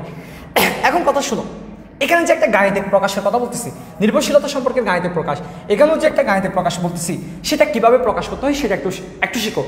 অপেক্ষক থেকে আহামরি কোনো কোয়েশ্চেন আসে না, না। প্রশ্ন যদি হয় 1 নম্বরের জন্য কোয়েশ্চেন হবে। অপেক্ষক থেকে যদি কোয়েশ্চেন হয় কয় নম্বরের জন্য প্রশ্ন হবে? 1 নম্বরের জন্য প্রশ্ন হবে। 1 নম্বরের জন্য, শুধু 1 নম্বরের জন্য। কিন্তু আমাকে একটু কষ্ট করে এই জিনিসটা বুঝতে হচ্ছে, কিন্তু এই জিনিসটা বুঝতে পারলে তোমার অর্থনৈতিক বিষয়টাকে তোমার খুব মজা লাগবে। এই যে নির্ভরশীলতা সম্পর্কে যে একটা গাণিতিক প্রকাশের কথা বলতেছে, নির্ভরশীলতা সম্পর্কে কি প্রকাশ বলতেছি? গাণিতিক প্রকাশ। এই গাণিতিক প্রকাশটা কীভাবে দেয়? দেখো, আমি একটু এই জিনিসগুলোকে একটু সংক্ষেপ করে ফেলি। দাম লিখতে গেলে অনেক বড় হয়ে যাবে, ঠিক আছে? দামকে আমরা বলবো পি মানে প্রাইস। পি মানে কি বলতো? প্রাইস। পি মানে প্রাইস। আর ইনকামকে বলবো ওয়াই। এটা নিয়ে যাবে গা? তুমি কোথায় যাচ্ছ? কেন? আচ্ছা ঠিক আছে, তাহলে দামকে আমরা বলবো পি, আয়কে বলবো ওয়াই। সম্পর্কিত দ্রব্য, দেখো রিলেটেড গুডস প্রাইস, এটাকে আমরা বলবো আরপি। কি বলবো? আরপি। একইভাবে দাম, এই দামকে বলি পি প্রাইস, করকে বলা হয় ট্যাক্স টি, বর্তকে বলে সাবস্টিটিউট বা এস, উপকরণের দামকে বলবো আমরা পিআই, মানে প্রাইস অফ এলিমেন্টস যাই বলি না কেন, ঠিক আছে? এখন দেখো আমরা সংক্ষেপে বলতেছি। এই যে দেখো, আমি কি বলতে চাচ্ছি, দেখো এই যে আমার চাহিদাটা নির্ভর করে কার উপর? চাহিদা নির্ধারকের উপর। যোগানটা নির্ভর করতেছে, অর্থাৎ যোগান বাড়বে নাকি কমবে সেটা নির্ভর করতেছে কার উপর? যোগান নির্ধারকের উপর। তাহলে চাহিদা নির্ধারকের উপর নির্ভর করে। তাহলে কে নির্ভর করে? চাহিদা নির্ভর করে কার উপর? চাহিদা নির্ধারকের উপর। কে নির্ভর করে? চাহিদা। কে নির্ভর করে? প্রশ্ন করো নিজেকে, চাহিদা। কে নির্ভর করে? চাহিদা। কে নির্ভর করে? চাহিদা। কে নির্ভর করে? চাহিদা। কার উপর? চাহিদা নির্ধারকের উপর। কে নির্ভর করে? যোগান। কে নির্ভর করে? কে যোগান। কার উপর? যোগান নির্ধারকের উপর। এই কথাগুলো মাথার মধ্যে রাখবা। তাহলে ও নির্ভর করে মানে হচ্ছে ও অধীন। ও কি বলতো? অধীন চলক। ও কি চলক? অধীন চলক। আর চাহিদার নির্ধারকগুলো হচ্ছে, এই যে নির্ধারকগুলো হচ্ছে, এগুলো হচ্ছে স্বাধীন চলক। এগুলো কি চলক? স্বাধীন চলক। যোগান নির্ভর করে কার উপর? যোগান নির্ধারকের উপর। তাহলে কে নির্ভর করে? যোগান। তার মানে হচ্ছে যোগান হচ্ছে অধীন। যোগান হচ্ছে কি? অধীন। আর কার উপর নির্ভর করে? যোগান নির্ধারকের উপর। তাহলে যোগান নির্ধারকগুলো কি বলতো? স্বাধীন। যোগান নির্ধারকগুলো হচ্ছে স্বাধীন। এখন আমরা যে অপেক্ষক বলছিলাম, দেখো আমরা যেখানে একটা অপেক্ষক শব্দ লিখছিলাম, এই অপেক্ষক শব্দটা ইংরেজিতে বলা হয় ফাংশন। কি বলা হয় বলতো? ফাংশন। আর অপেক্ষকটা লেখার নিয়ম হচ্ছে, অপেক্ষকটা লেখার একটা নিয়ম আছে, বুঝছো? লেখার নিয়মটা হচ্ছে এরকম যে অধীন চলক বসবে, অধীন চলকটা বসবে, একটা সমান দিব, ফাংশন দিব, ব্র্যাকেটের ভিতর স্বাধীন চলক বসবে। ব্র্যাকেটের ভিতর কি বসবে? স্বাধীন চলক বসবে। তাহলে অপেক্ষক লেখার নিয়ম কি? অধীন চলকটা সমানের বাম পাশে থাকবে, আর স্বাধীন চলকটা সমানের ডান পাশে থাকবে। এটা হচ্ছে অপেক্ষক লেখার নিয়ম। তাহলে দেখো আমার চাহিদাটা নির্ভর করতেছে, চাহিদাটা কি করতেছে? নির্ভর করতেছে কার উপর বাবা? চাহিদা নির্ধারকের উপর। কার উপর বলো না? চাহিদা নির্ধারকের উপর। এই জন্য চাহিদা নির্ধারকগুলো স্বাধীন, তাহলে ওরা হচ্ছে ডান পাশে, চাহিদা হচ্ছে এই পাশে। তাহলে যোগান নির্ভর করতেছে, কে নির্ভর করতেছে বাবা? যোগান নির্ভর করতেছে কার উপর বাবা? যোগান নির্ধারকের উপর। তাহলে যোগানটা হচ্ছে, যোগান নির্ধারকগুলো স্বাধীন, এর জন্য এই পাশে বসে, আর যোগান যেহেতু অধীন সে জন্য সে বাম পাশে বসে। এখন আমরা যদি এটা সাংকেতিকভাবে বলতে চাই, সাংকেতিক বাবা কীভাবে বলতে চাই? সাংকেতিকভাবে বলতে চাই। কীভাবে বলতে চাই? সাংকেতিকভাবে। তখন সেটাকে আমরা কি বলবো? এই চাহিদাকে আমরা বলবো কিউডি ফাংশন অফ, কার উপর নির্ভর করে? দামের উপর। কার উপর নির্ভর করে? আয়ের উপর। কার উপর নির্ভর করে? আরপির উপর। এটাতে শেষ না বাবা, আরও অনেকগুলো আছে, এরকম আরও অনেকগুলো আছে, এই জন্য ডট দিলাম। একইভাবে যোগানকে সাংকেতিকভাবে বলে QS equal to function of, দেখো দাম, যোগান নির্ধারক কারা কারা? দেখো এই যে পি, টি, এস, পিআই, এরকম আরও অনেকগুলো আছে, তোমরা ইয়া থেকে দেখে দিও। এই যে দেখো এখানে যে একটা জিনিস লিখলাম, এই যে একটা জিনিস লিখলাম, এই জিনিসটা লিখলাম, এখানে একটা এফ চিহ্ন দেখতে পাচ্ছ না, এফ চিহ্ন দেখতে পাচ্ছ না, এই যে জিনিসটা লিখলাম, এই এফ চিহ্ন মানে কি? এফ মানে ফাংশন। আর এরকম এফ দিয়ে অধীন চলক আর স্বাধীন চলকের মধ্যে সম্পর্ক দেখালে সেটা অপেক্ষক। আর এদিকে যদি কিউডি থাকে সেটা চাহিদা অপেক্ষক, আর যদি কিউএস থাকে সেটা যোগান অপেক্ষক। এফ দেখলেই অপেক্ষক, এফ দেখলেই কি? অপেক্ষক। এখন এই পাশে যে থাকবে দেখো অধীন চলক যে মানে বাম পাশে যে থাকে তার নামে অপেক্ষক হবে, তার মানে এটা যোগান অপেক্ষক আর এটা হচ্ছে চাহিদা অপেক্ষক। তোমাদের পরীক্ষায় এরকম করে দিয়ে বলবে যে এটা কোন অপেক্ষককে নির্দেশ করতেছে। যেমন আমি যদি পরীক্ষায় বলি কিউডি সমান ফাংশন অফ পি, কিউডি সমান ফাংশন অফ পি, এটা কোন অপেক্ষক? তোমাকে বলতে হবে এটা চাহিদা অপেক্ষক। তোমাকে বললো QS is equal to function of T, এটা কোন অপেক্ষক? এটা যোগান অপেক্ষক। এবারও তোমাকে চিন্তা হবে। আরেকটা কথা বলে দিই, এখানে একটা কথা বলে দিই, যদি আমরা এফ না লিখি, এফ ছাড়া, বাবা শোনো, এফ ছাড়া কি ছাড়া বাবা? এফ ছাড়া অপেক্ষক লেখার ক্ষেত্রে তিনটা চিহ্ন ইউজ করা যায়। একটা হচ্ছে এফ ইউজ করা যাবে, এফ ছাড়া জি অথবা এইচ, ইউজ করা যাবে। যদি আমাকে এখানে এফ না দিতে জি বলতে পারতো, যেমন বলতে পারে QS is equal two G of P, এটা কি? এটা হচ্ছে অপেক্ষক। এটা কি? অপেক্ষক। কোন অপেক্ষক? এটা হচ্ছে কিউএস যেহেতু আছে সুতরাং যোগান অপেক্ষক। যদি এটা কিউডি থাকতো চাহিদা অপেক্ষক, কিউডি থাকলে কি অপেক্ষক? চাহিদা অপেক্ষক। আরও কিছু অপেক্ষক আছে, সেগুলো আমি তোমাদেরকে একটা সাংকেতিক ভিডিও অর্থাৎ কি বলে এগুলা একটা সুন্দর কতগুলো ভিডিও বানাবো, ওই ভিডিওগুলোর মাধ্যমে জানতে পারবা। ইজি ইকোনমিক্স নামে একটা প্লেলিস্ট আছে আমাদের ইউটিউব চ্যানেলে। অনেকে দেখো, অনেকে হচ্ছে আমাদের ক্লাসগুলো হালকা হালকা পায়, মানে অল্প অল্প ক্লাস পায়, কিছু ক্লাস আবার পায় না। দেখো এই ক্লাসটা কতটুকু ইম্পর্টেন্ট বা কতটুকু আমি আমার তরফ থেকে চিন্তা করি, কতটুকু ইজিভাবে বুঝাচ্ছি, সেটা তোমরা এখানে মাত্র কয়েকজন ক্লাস করতেছো, এটা শুধু তোমরা বুঝতেছো, কিন্তু এখানে মাত্র কয়েকজন স্টুডেন্ট ক্লাস করতেছো, তাদের কোনো সমস্যা নাই। এই ক্লাসগুলো আমরা ইউটিউবে দিব, অনেক স্টুডেন্ট দেখতে পাই যারা টাকার কারণে পড়তে পারে না বা দূরত্বের কারণে ভালো টিচার পায় না। টাকা পয়সা সবসময় ম্যাটার করে না, অনলাইনে এখন অল্প টাকা দিয়েও কোর্স করা যায়, টাকা কোনো ফ্যাক্টর। চাইলে মানুষ এখন, আর বাংলাদেশের মানুষ এত গরিব না যে 1000-1200 টাকা দিয়ে একটা কোর্স করতে পারবে না, এরকম কোনো গরিব আশা করি নাই, ঠিক আছে? চাইলে পারা যায়, হয়তো কারো একটু টাকাটা দিতে একটু দেরি হতে পারে, ঠিক আছে? তো সেক্ষেত্রে অন্য বিষয়। টাকার অভাবে পড়তে পারে না এরকম স্টুডেন্ট এখন খুব কম আছে। মানুষ এখন অনেক সাপোর্টিভ, মানুষ এখন সাপোর্ট করে। তো এই কথাটা বলতে চাচ্ছি এই জন্য যে যারা হচ্ছে টিচার পায় না কিংবা দূরত্বের কারণে ভালো টিচার কাছে পড়তে পারে না, তাদের কাছে এই ক্লাসগুলো পৌঁছালে আমাদের সবচেয়ে ভালো লাগে। এই জন্য তোমাদেরকে মাঝের মধ্যে বলি যে তোমাদের গ্রামে কিংবা তোমাদের দূরের কোনো আত্মীয়, কোনো যদি ভাই বোন থাকে বা তোমার কোনো রিলেটিভস তোমার সহপাঠী থাকে, সেক্ষেত্রে তাদেরকে ক্লাসগুলো একটু শেয়ার করবা। তোমরা যারা আসো তারা চাইলে একটা শেয়ার করলে হয়তো এখানে প্রায় 30-40টা শেয়ার হইতো, কিন্তু তোমরা একটাও শেয়ার করো নাই, দুঃখজনক তাই না? ক্লাসগুলো ভালো না লাগলে তোমরা তো সবাই চলে যেতাম, কেউ থাকতো না। আমি দেখতেছি এখানে 10-20 জন রেগুলারই থাকো, তার মানে 10-20 জনের ভালো লাগতেছে, এই 10-20 জন তো শেয়ার করলে 10টা শেয়ার হইতো, তো 10-20 জনও তো শেয়ার করবো না। তাহলে শেয়ার করলে কী হয়, এগুলো ক্লাসগুলো পৌঁছায়, ভালো যাদের দরকার, ভালো পড়াচ্ছে দাবি করতেছে না ভাই, যা পড়াচ্ছে আর কি, যাদের দরকার তাদের কাছে পৌঁছাবে। তো অনেকে এই ধরনের ক্লাসগুলো তো টাকা দিয়ে করায়, টাকা দিয়ে আমাদের থেকেও পড়তে হয়। আসলে টাকা ছাড়া তো মনে করো আমার বিদ্যুৎ বিল দিতে হচ্ছে, আমার এসি চলতেছে, এসির বিল দিতে হবে, এই বোর্ড এত টাকা দিয়ে কিনলাম, এই টাকাটা আমার থেকে তুলতে হবে, আর দিন শেষে আমার থেকেও পরিবার চালাতে হবে, তো টাকা পয়সার দরকার আছে, ঠিক আছে? কিন্তু ফ্রি ক্লাসগুলো অন্তত সবাই করুক, ফ্রি ক্লাসগুলো সবার জন্য উন্মুক্ত থাক, এই জিনিসটা চাই আর কি। তোমরা যদি শেয়ার করো তাহলে ক্লাসগুলো অন্যদের কাছে পৌঁছাবে, কিন্তু তোমরা তো শেয়ার করো না, আসলে দুঃখের বিষয়। শেয়ার করলে আসলে আমাদের নিজেরও ভালো লাগে এবং এঙ্গেজমেন্ট বাড়লে দেখা যায় কি স্যার নিজের প্রতি একটু বিশ্বাস বাড়ে যে আমি হয়তো ভালো পড়াইতে পারি। আচ্ছা যাই হোক, এগুলা ক্লাসগুলা যাদের কাজে লাগবে তাদের কাজে লাগবে। তো যে কথাটা বলতে চাচ্ছিলাম, আমরা অপেক্ষককে FGS দ্বারাও প্রকাশ করতে পারি। তাহলে অপেক্ষক থেকে কী কী প্রশ্ন আসতে পারে আমি তোমাদেরকে একটু লিখে দিচ্ছি। অপেক্ষক থেকে দেখো, অপেক্ষক থেকে হচ্ছে সাধারণত 2 প্রকার প্রশ্ন হয়। কয় প্রকার প্রশ্ন হয়? 2 প্রকার। আমি একটু লিখে দিচ্ছি। অপেক্ষক নিয়ে এতটুকু জানলে হবে, এর বাইরে জানার দরকার নেই, আরগুলো হচ্ছে স্লাইডে আছে, আমি তোমাকে দেখাচ্ছি। দেখো এখানে আমার ছোট ভাই একজন করতেছে, সে হচ্ছে আমার এলাকার ছেলে, ঠিক আছে। তো সে বললো অসাধারণ দাদা। আমি জানি না সে অর্ধেকের মধ্যে ক্লাস আসছিল, যদিও সে কতটুকু বুঝছে, কিন্তু ও বলতেছে যে ওর ভালো লাগতেছে।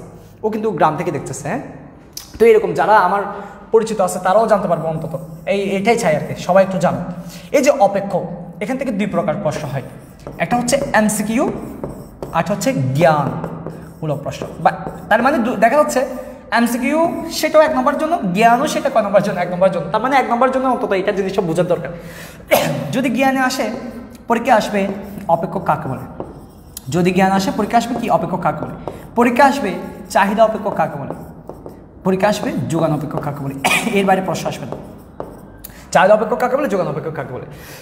এমসিকিউতে যদি প্রশ্ন আসে, প্রশ্নটা কীরকম হতে পারে আমি তোমাদেরকে বলতেছি। একটা প্রশ্ন হতে পারে অপেক্ষক চেনার উপায়। অপেক্ষক চেনার উপায় কি? FGH। FGH দিয়ে কোনো কিছু দিলে সেটা হচ্ছে অপেক্ষক, মানে চিনতে হবে। চিহ্নিতকরণের একটা বিষয় আছে যে এটা অপেক্ষকেই বোঝাচ্ছে। গণিতের অনেকগুলো বিষয় আছে, অপেক্ষক আছে, সমীকরণ আছে, বিধি আছে, সূচি আছে, রেখা আছে, গণিতের, এগুলো সবগুলো গণিতের পার্ট। ওখানের মধ্যে অপেক্ষক চেনার উপায় কি? অপেক্ষক চেনার মানে কি? FGH দিয়ে কিছু একটা লিখবে, চিহ্নিত করা।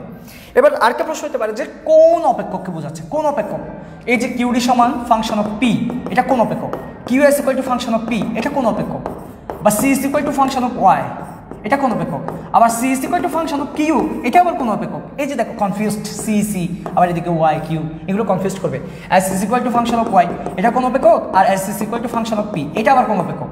এই কনফিউজিং, এগুলো তোমাদেরকে আমি অন্য একটা ভিডিওতে শেখাবো। এটা চিন্তা হবে কোন অপেক্ষককে বোঝাচ্ছে সেটা। তাহলে আজকে আমি শুধু দুইটা শিখেছি, কিউডি সমান ফাংশন অফ পি মানে চাহিদা অপেক্ষক, QS equal to function of P সেটা হচ্ছে যোগান অপেক্ষক। আরেকটাও আসে যে এখানের মধ্যে স্বাধীনকে অধীনকে, তার মানে আমি তোমাদেরকে একটু আগে শিখলাম যেটা হচ্ছে ডান পাশে থাকবে সেটা স্বাধীন, আর যেটা বাম পাশে থাকবে সেটা হচ্ছে অধীন। এই জিনিসটা জানলে হবে কোনটা স্বাধীন কোনটা অধীন, কোন চলক স্বাধীন কোন চলক অধীন, এতটুকু জানলে হবে। এর বাইরে আর কিছু জানার দরকার হবে না। তাহলে অপেক্ষক গেল। এবার অপেক্ষক থেকে আরেকটা জিনিস পড়াবো, ওই জিনিসটা পড়ানোর পর তারপর আরেকটা বিষয় সংক্ষেপে আলোচনা করে তারপর আমি শেষ করে দিচ্ছি ক্লাসটা। ঠিক আছে, দেখো একটু করে কষ্ট করে দেখো, একটু কষ্ট করে দেখো। এই যে অপেক্ষকটা পড়লাম, এই অপেক্ষক থেকে আরেকটা জিনিসে যাওয়া যাক। আহা, এটা তো মুছে গেল না। এখন কি এটাকে আনা যাবে? আনা যাবে না। আমি লিখে দিই যোগান নির্ধারক। যোগান নির্ধারক, আচ্ছা এগুলো হচ্ছে যোগান নির্ধারক আর এগুলো হচ্ছে চাহিদা নির্ধারক। এতটুকু আমাদের মাথার মধ্যে আশা করে আস। এটা কমবে ছিল নাকি? কমবে নাকি? আচ্ছা যাই হোক, এগুলোর দরকারও নাই, আমি এমনিতে বলতেছিলাম। দেখো এখন আমি যে কথাটা বলতে চাচ্ছি সেটা খেয়াল করো। আমরা জানি দাম বাড়লে কি বাড়লে? দাম বাড়লে কি হয়? চাহিদা কমে। দাম বাড়লে চাহিদা কমে। আবার দাম কমলে চাহিদা, দাম কমলে চাহিদা বাড়ে। দাম কমলে, দাম বাড়লে চাহিদা কমে, দাম কমলে চাহিদা বাড়ে। এই যে দাম এবং চাহিদার মধ্যে একটা বিপরীতমুখী সম্পর্ক বিদ্যমান। কি মুখী সম্পর্ক? বিপরীতমুখী সম্পর্ক, এটা সবসময় থাকবে। আর এই যে বিপরীতমুখী সম্পর্কটা আছে, এই সম্পর্কটাকে বলা হয় চাহিদা বিধি। কি বলা হয় বলতো? চাহিদা বিধি। চাহিদা বিধি। একইভাবে দাম বাড়লে, দেখো দাম বাড়লে যোগান, দাম বাড়লে যোগান বাড়ে। আবার দাম কমলে, দাম কমলে যোগান, যোগান কমে। তাইলে বাড়লে বাড়ে, কমলে কমে। তার মানে একজন বাড়লে একজন বাড়ে, একজন কমলে একজন কমে। এটা হচ্ছে সমমুখী সম্পর্ক, এটা হচ্ছে সমমুখী সম্পর্ক। আর দেখো এটা যদি চাহিদা বিধি হয় এটা কি হবে? এটা হবে যোগান বিধি। তার মানে চাহিদা বিধি বিপরীত সম্পর্ক আর যোগান বিধি হচ্ছে সমমুখী সম্পর্ক। পার্থক্য হচ্ছে জায়গায়, চাহিদা বিধি একটা সম্পর্ক নির্দেশ করে, যোগান বিধি অন্য সম্পর্ক নির্দেশ করবে। এখন বলা হচ্ছে কি, চাহিদা বিধি কি বলে? মনে রাখবা, চাহিদা বিধি সবসময় একটা কথা বলে যে দাম বাড়লে চাহিদা অবশ্যই কমবে, আবার দাম কমলে চাহিদা অবশ্যই বাড়বে। এটা চাহিদা বিধির কথা। চাহিদা বিধি বলতেছে যে দাম বাড়লে চাহিদা কমতেই হবে, চাহিদা কি করতে হবে? কমতেই হবে। আবার দাম কমলে চাহিদা অবশ্যই কি হতে হবে? বাড়তে হবে। একইভাবে দাম বাড়লে যোগান অবশ্যই বাড়বে, দাম কমলে যোগান অবশ্যই কমবে। এটা কে বলতেছে? যোগান বিধি বলতেছে, যোগান বিধি বলতেছে। আর এই যে বিপরীতমুখী সম্পর্ক, এই বিপরীতমুখী সম্পর্ককে চাহিদা বিধি বলে। কিন্তু মনে রাখবা, শুধুমাত্র এই কথাটা বলে দিলে কিন্তু চাহিদা বিধি হবে না। চাহিদা বিধি বলার ক্ষেত্রে আমাদের একটা কথা অবশ্যই উল্লেখ করে দিতে হবে, সেটা হচ্ছে অন্যান্য অবস্থায় স্থির। অন্যান্য অবস্থা স্থির। এখন মানে কি বোঝাচ্ছি? অন্যান্য অবস্থা মানে কি? দেখো এই আমার যে চাহিদা সেটা শুধুমাত্র যে দাম, শুধুমাত্র দামের উপর নির্ভর করে তা না। চাহিদার দামের উপর নির্ভর করতে পারে, চাহিদা আয়ের উপর নির্ভর করতে পারে, চাহিদা সম্পর্কিত দ্রব্যের দামের উপর নির্ভর করে। তার মানে চাহিদা অনেকগুলো বিষয়ের উপর নির্ভর করে। এইগুলার মধ্যে শুধু দাম কাজ করবে, বাকি সবাই কি থাকবে স্থির, বাকি সবাই কি স্থির। আমি যদি একটা উদাহরণের মাধ্যমে, যোগান বিধিটা আমি বোঝাচ্ছি না, যোগান বিধিটা তোমরা এত বেশি বোঝারও দরকারও নাই, তারপরেও মাঝের মধ্যে বই আসে, একটু বই থেকে পড়ে ফেলিও। আমি চাহিদা বিধিটা একটু বুঝাই, সময়টা সংক্ষিপ্ত করি। আমি কি বলছি, আমি বলছি যে দাম বাড়লে চাহিদা কমবে, দাম যদি বাড়ে চাহিদা কমবে, এটা আমি বলি নাই, এটা চাহিদা বিধি বলছে। দাম বাড়লে চাহিদা কি হবে, কমবে। ধরলাম ওই যে মধুর কথা বলছি, মধু মধু মধু ও মধু, এই মধু ইনকাম হচ্ছে 20 টাকা, ইনকাম কত টাকা, 20 টাকা। এখন মধু কী খাই, মধু হচ্ছে চা খাই, কয়টা খাই, ডেলি হচ্ছে 2টা খাই, ডেলি কয়টা খাই, 2টা। কেন, কারণ হচ্ছে চায়ের দাম 10 টাকা করে, কয় টাকা, 10 টাকা, তাহলে 10 টাকা দামে 2টা চা খেতে পারে। এখন মধুর ইনকাম আবারও 20 টাকা রয়ে গেছে, পরের মাসে মধুর ইনকামও 20 টাকা, কিন্তু দেখা যাচ্ছে পরের মাসে চায়ের দাম হচ্ছে 15 টাকা হয়ে গেছে। বলো মধু কি আগের মতো 2টা চা খেতে পারবে, অবশ্যই খেতে পারবে। মধু তখন খাবে একটা চা, কয়টা চা খাবে, একটা চা খাবে। মধু তখন কয়টা চা খাবে, একটা চা খাবে। তাহলে মধু এখানে 2টা চা খাচ্ছে, কিন্তু এখানে একটা চা খাচ্ছে। কেন, কারণ দাম বাড়লে চাহিদা কমে। এ কথাটা কে বলছে, দাম বাড়লে চাহিদা কমে, এটা কে বলছে, এই কথাটা কে বলছে, চাহিদা বিধি বলছে। কে বলছে বাবা, আমি বলি না, কিন্তু এটা চাহিদা বিধি বলছে।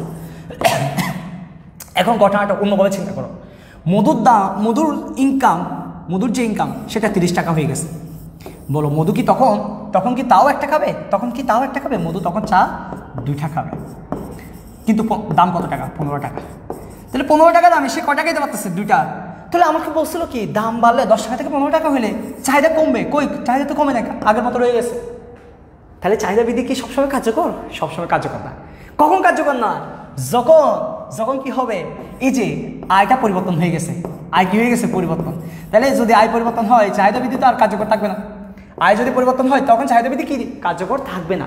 এই আয়ের পরিবর্তন হলে, দেখো আয়ের পরিবর্তন হলে, সম্পর্কিত দ্রব্যের দামের পরিবর্তন হলে, সময়ের পরিবর্তন হলে, ক্রেতার সংখ্যার পরিবর্তন হলে, সবসময় যে দাম বাড়লে চাহিদা কমবে এরকম কোনো কথা নাই। তার চাহিদা বিধিরও ব্যতিক্রম আছে, চাহিদা বিধিরও কি আছে, ব্যতিক্রম আছে। এখন এই যে ব্যতিক্রম কখন কখন হবে সেটা তোমাকে অবশ্যই মুখস্থ করতে হবে। এখান থেকে পরীক্ষা প্রশ্ন আসে, চাহিদা বিধির ব্যতিক্রমটা কখন কখন হবে সেটা তোমার পরীক্ষায় আসবে, এখান থেকে আসে। এরকম চাহিদা বিধির ব্যতিক্রমে গিয়ে দেখবা গিভেন দ্রব্য এবং ভেবলেন দ্রব্য, 2টা দ্রব্যের কথা বলা হয়। গিভেন দ্রব্য এবং কি ভেবলেন দ্রব্য, এই 2টা দ্রব্যের বলা হয়। গিভেন দ্রব্য, এই গিভেন দ্রব্য সম্পর্কে আসা হচ্ছে রবার্ট গিফেন নামে একজন ব্যক্তির কাছ থেকে। রবার্ট গিফেন নামে একজন ব্যক্তি 1840 সালে, মেবি 1840 সালে যখন দ্রব্য নিয়ে গবেষণা করতেছেন, তখন তিনি আইরিশ কৃষক, যারা হচ্ছে আয়ারল্যান্ডে কাজ করে, সম্ভবত এরকম আয়ারল্যান্ডের কৃষকদের একটা জরিপ ছাড়াই, ওখানে দেখতে পাচ্ছে যে মানুষ স্বাভাবিকভাবে মোটা চাল, মোটা ডাল, এই দ্রব্যগুলো বেশি খায়। এখন এরা 30 দিনে, মনে করো 1 মাসে 30 দিন, 1 মাসে 30 দিনের মধ্যে তার হচ্ছে 28 দিন কী খায়, শুধু আলু দিয়ে ভাত খায়। 28 দিয়ে কী খায়, 28 দিন আলু দিয়ে ভাত খায়, আর 2 দিন হচ্ছে মাছ খায়। 2 দিন কী খায়, মাছ খায়। কারণ আলুর দাম হচ্ছে 20 টাকা, আর মাছের দাম হচ্ছে মনে করো 200 টাকা। তো ইনকাম কম, তার যে ইনকাম মনে করো 28 দিনে যদি 1 কেজি করে আলু খাই, ঠিক আছে, 20 টাকা করে, তাহলে তার থেকে এদিকে কত টাকা লাগে, 560 টাকা, এদিকে 200 টাকা, তার মানে হচ্ছে তার মনে করো 800 টাকা ইনকাম আছে। তার 800 টাকা ইনকাম দিয়ে সে কী করে, মাসে 800 টাকা ইনকাম আছে, ওই 800 টাকা ইনকাম দিয়ে 28 দিন আলু খায়, আর হচ্ছে 2 দিন কী খায়, মাছ খায়। এখন মনে করো মাছের দাম বেড়ে গেছে, মাছের দাম বেড়ে গিয়ে 300 টাকা হয়েছে। বলো সে কি মাছ বাদ দিয়ে, ওই 800 টাকা দিয়ে মাছ বাদ দিয়ে সে কি আলু বাদ দিয়ে কি মাছ বেশি খেতে পারবে? এখন কি সে মনে করো সাপোজ না, আমি এটার দাম বাড়াবো না, আমি এটার দাম বাড়াই দিচ্ছি, আলুর দাম মনে করো 30 টাকা বেড়ে গেছে, আলুর দাম বেড়ে গিয়ে কত হয়ে গেল, 30 টাকা হয়ে গেল। বলো ও কি আলু বাদ দিয়ে এখন মাছ খেতে পারবে বেশি? আলুর দাম বেড়ে গিয়ে 20 টাকা থেকে কত টাকা হয়েছে, 30 টাকা। এখন সে কি আলু বাদ দিয়ে এখন কি বেশি মাছ খেতে পারবে? মাছ খেতে তো 200 টাকা লাগবে, তার তো মাছ খাওয়ার ক্ষমতা নাই। বরঞ্চ সে কী করবে, ওই মাছের থেকে একদিন মাছ খাবে 100 টাকা দিয়ে, বাকি আর 100 টাকা এদিকে 29 দিনের আলু কেনার জন্য 10 টাকা করে এদিকে তাকে সাপ্লাই দিতে হবে। বুঝতে পেরেছ? তার মানে এই যে আলু, মোটা চাল, কি বলছি বলতো, আলু, মোটা চাল, এই ধরনের দ্রব্যগুলোকে বলা হয় গ্রিভেন দ্রব্য, যারা হচ্ছে আইরিশ কৃষকরা। বরঞ্চ এই দ্রব্যের দাম বাড়লো, দেখো দাম বাড়ছে, কি বাড়ছে, দাম বাড়ছে। দাম বাড়লো, তারা 28 দিনের জায়গায় 29 দিন আলু খাচ্ছে, তার মানে চাহিদা বেড়ে যাচ্ছে। দাম বাড়ছে, দাম বাড়ার পরেও চাহিদা বেড়ে গেছে, দাম বাড়ার পরেও চাহিদা বেড়ে গেছে। তামিম তামিম আমার কিছু একটু করে সময় লাগবে, যে এখনও শেষ হয় নাই। ওকে ওকে ওকে ওকে ওকে তাহলে দেখো আরিশ কিশোর কী করতেছে, তোমার 28 দিনের জায়গায় 29 দিন আলু খাচ্ছে, মানে চাহিদা বেড়ে গেছে, দামও বাড়ছে, চাহিদাও বেড়ে গেছে, ব্যতিক্রম হয়ে গেছে না? আমাকে কি বলছে, দাম বাড়লে চাহিদা কমে যাওয়ার কথা, তাহলে কম না খেয়ে আরও বেশি খাচ্ছে কেন? কারণ তাদের তো সামর্থ্য নেবে কৃষক মানুষ। এই যে মোটা চাল মোটা ডাল এগুলোকে বলা হয় কি গৃহপালিত দ্রব্য। আর ব্যবহারিক দ্রব্য হচ্ছে তার বিপরীত বিলাসজাত দ্রব্য। আইফোনের দাম বেশি, তাও দেখবা যাদের টাকা আছে তারা কিনতেছে, একটা জায়গায় 2-3টা কিনে। আবার মনে করো দামি কার, এই জিনিসগুলো বিলাসজাত দ্রব্য, দামি ঘড়ি, হয়তো আমি কোনো ঘড়ি ইউজ করতেছি না, গরিব মানুষ, ঠিক আছে, তো গরিব মানুষ বলে কিনে আর ইউজ করতেছেন আর কি। কিন্তু যারা বড় তারা দেখবে অনেক দামি, অনেক 30 টাকা 40 টাকা ঘড়ি ইউজ করে। তাহলে তাদের এই যে দাম বাড়লো, তাদের ওই দ্রব্যের প্রতি চাহিদা বাড়ে, কারণ একটা সমাজে ভাব নেওয়ার জন্য। বিলাসজাত দ্রব্য, ব্যবহারিক দ্রব্য মানে হচ্ছে বিলাসজাত দ্রব্য, আর গৃহপালিত দ্রব্য মানে হচ্ছে গরিব কৃষক আমার মতো যারা আছে তাদের জন্য আর কি, ঠিক আছে। তো এই যে দেখো গৃহপালিত দ্রব্য আর ব্যবহারিক দ্রব্যের ক্ষেত্রে কিন্তু চাহিদা বৃদ্ধি কার্যকর না, এগুলো দাম বাড়লে চাহিদা বেড়ে যায়, দাম কমলে চাহিদা কমে যায়। এই জিনিসগুলো হচ্ছে তোমার কি বলা হয়, এটা হচ্ছে চাহিদা বৃদ্ধির ব্যতিক্রম, এটা আর কি গঠন আর কি। তো এই চাহিদা বৃদ্ধির ব্যতিক্রমগুলো তোমরা বাকিগুলো নিজেরা পড়লে পারবা। তাহলে একটা হচ্ছে চাহিদা বৃদ্ধি, আরেকটা হচ্ছে যোগান বৃদ্ধি। চাহিদা বৃদ্ধির ব্যতিক্রম, যোগান বৃদ্ধির ব্যতিক্রম, চাহিদা বৃদ্ধির ব্যতিক্রম এবং যোগান বৃদ্ধির ব্যতিক্রম, এই জিনিসগুলো তোমাদেরকে ভালো মতো পড়তে হবে। এবার বিধি থেকে শেষ, এই যা কথা বলছি বিধি থেকে এবার আমরা একটা সিদ্ধান্তে যাচ্ছি। টোটাল কথা হচ্ছে আমাদের যে চাহিদা এবং যে যোগান, এদের দুজনেরই সবচেয়ে প্রিয় একজন মানুষ আছে, সে হচ্ছে দাম। সে হচ্ছে কে? দাম। মূলত সবচেয়ে বেশি সম্পর্ক চাহিদা এবং যোগানের মধ্যে, চাহিদা এবং যোগান সবচেয়ে বেশি সম্পর্ক রাখে কার উপর? দামের উপর। যদিও চাহিদার সাথে দামের হচ্ছে বিপরীতমুখী সম্পর্ক। কি সম্পর্ক? বিপরীত সম্পর্ক। আর এটা হচ্ছে যোগান আর হচ্ছে দামের সমমুখী সম্পর্ক। তারপরেও তাদের মধ্যে দামের সম্পর্ক সবচেয়ে বেশি, এই জন্য দামকে হচ্ছে চাহিদা এবং যোগানের প্রধান নির্ধারণ করা হয়। এবার এই দুটা থেকে পরীক্ষায় অনেক সময় চাহিদার সমীকরণ বের করতে বলে। কি বের করতে বলে বলতো? চাহিদার সমীকরণ বের করতে বলে, এবং আমাদের কি বলতে পারে? যোগান সমীকরণ বের করো। তাহলে আমি একটা জিনিস নিয়ে আলোচনা করতেছি, সেটা হচ্ছে চাহিদা সমীকরণ, আর হচ্ছে যোগান সমীকরণ। দেখো আমার কাছে স্লাইড আছে, অনেকে হচ্ছে স্লাইড দিয়ে পড়াতে বেশি ভালোবাসে, কিন্তু আমি স্লাইড আছে কিন্তু আমি স্লাইড দিয়ে পড়াচ্ছি না, কারণ আমার কেন জানি ভালো লাগতেছে না আর কি, ঠিক আছে। আমি স্লাইডের চেয়ে মুখে বলে পড়াতে বেশি ভালোবাসি। যদিও স্পেশাল ব্যাচের ক্লাসগুলোতে আমি তোমাদেরকে লিখতে বলি না, কারণ হচ্ছে তোমাদের সময়টা খুব কম থাকে, অল্প সময়ের মধ্যে পড়াতে হয়। এখন কিন্তু আস্তে আস্তে পড়াচ্ছি, অনেক সময় নিয়ে পড়াচ্ছি, এখানে 2 ঘন্টায় যায় না আমাকে কেউ বলার মতো কেউ নাই, ঠিক আছে। আমি আমার মতো করে পড়াচ্ছি। এবার আসুন,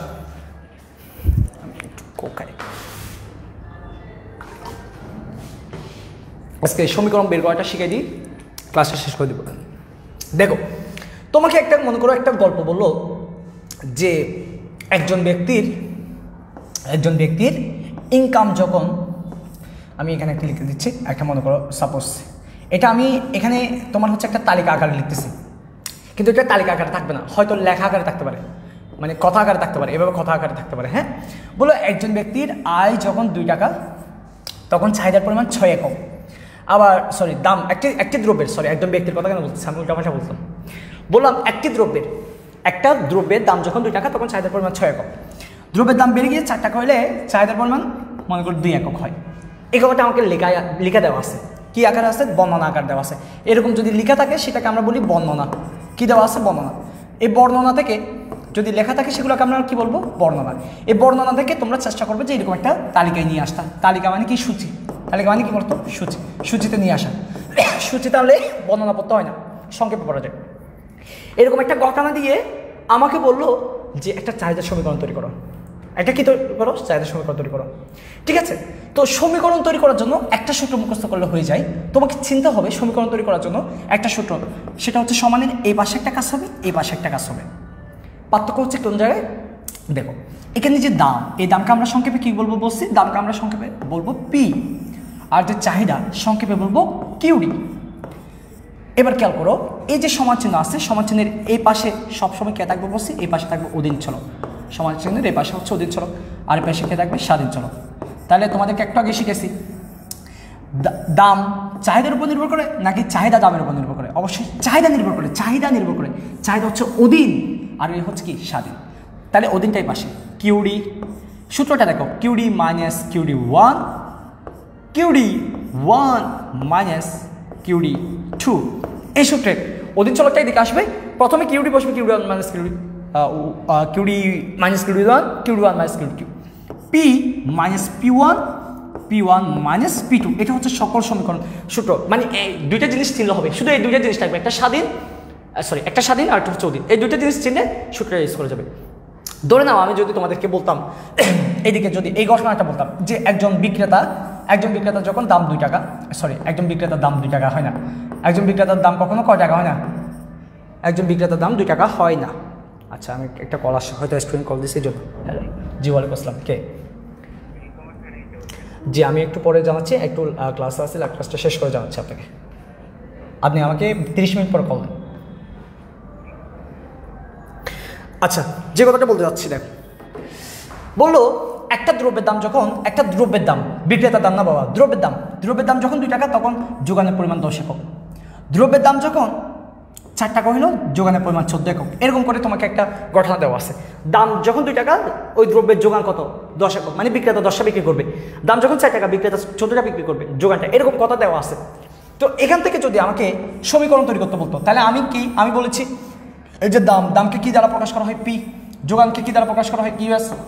এই দুটো আমাকে চিনতে হবে। এবার কি করতে হবে? দাম যোগানের উপর নির্ভরশীল নাকি যোগান দামের উপর নির্ভরশীল? অবশ্যই যোগান নির্ভরশীল। যোগান হচ্ছে অধীন আর ও হচ্ছে কি স্বাধীন।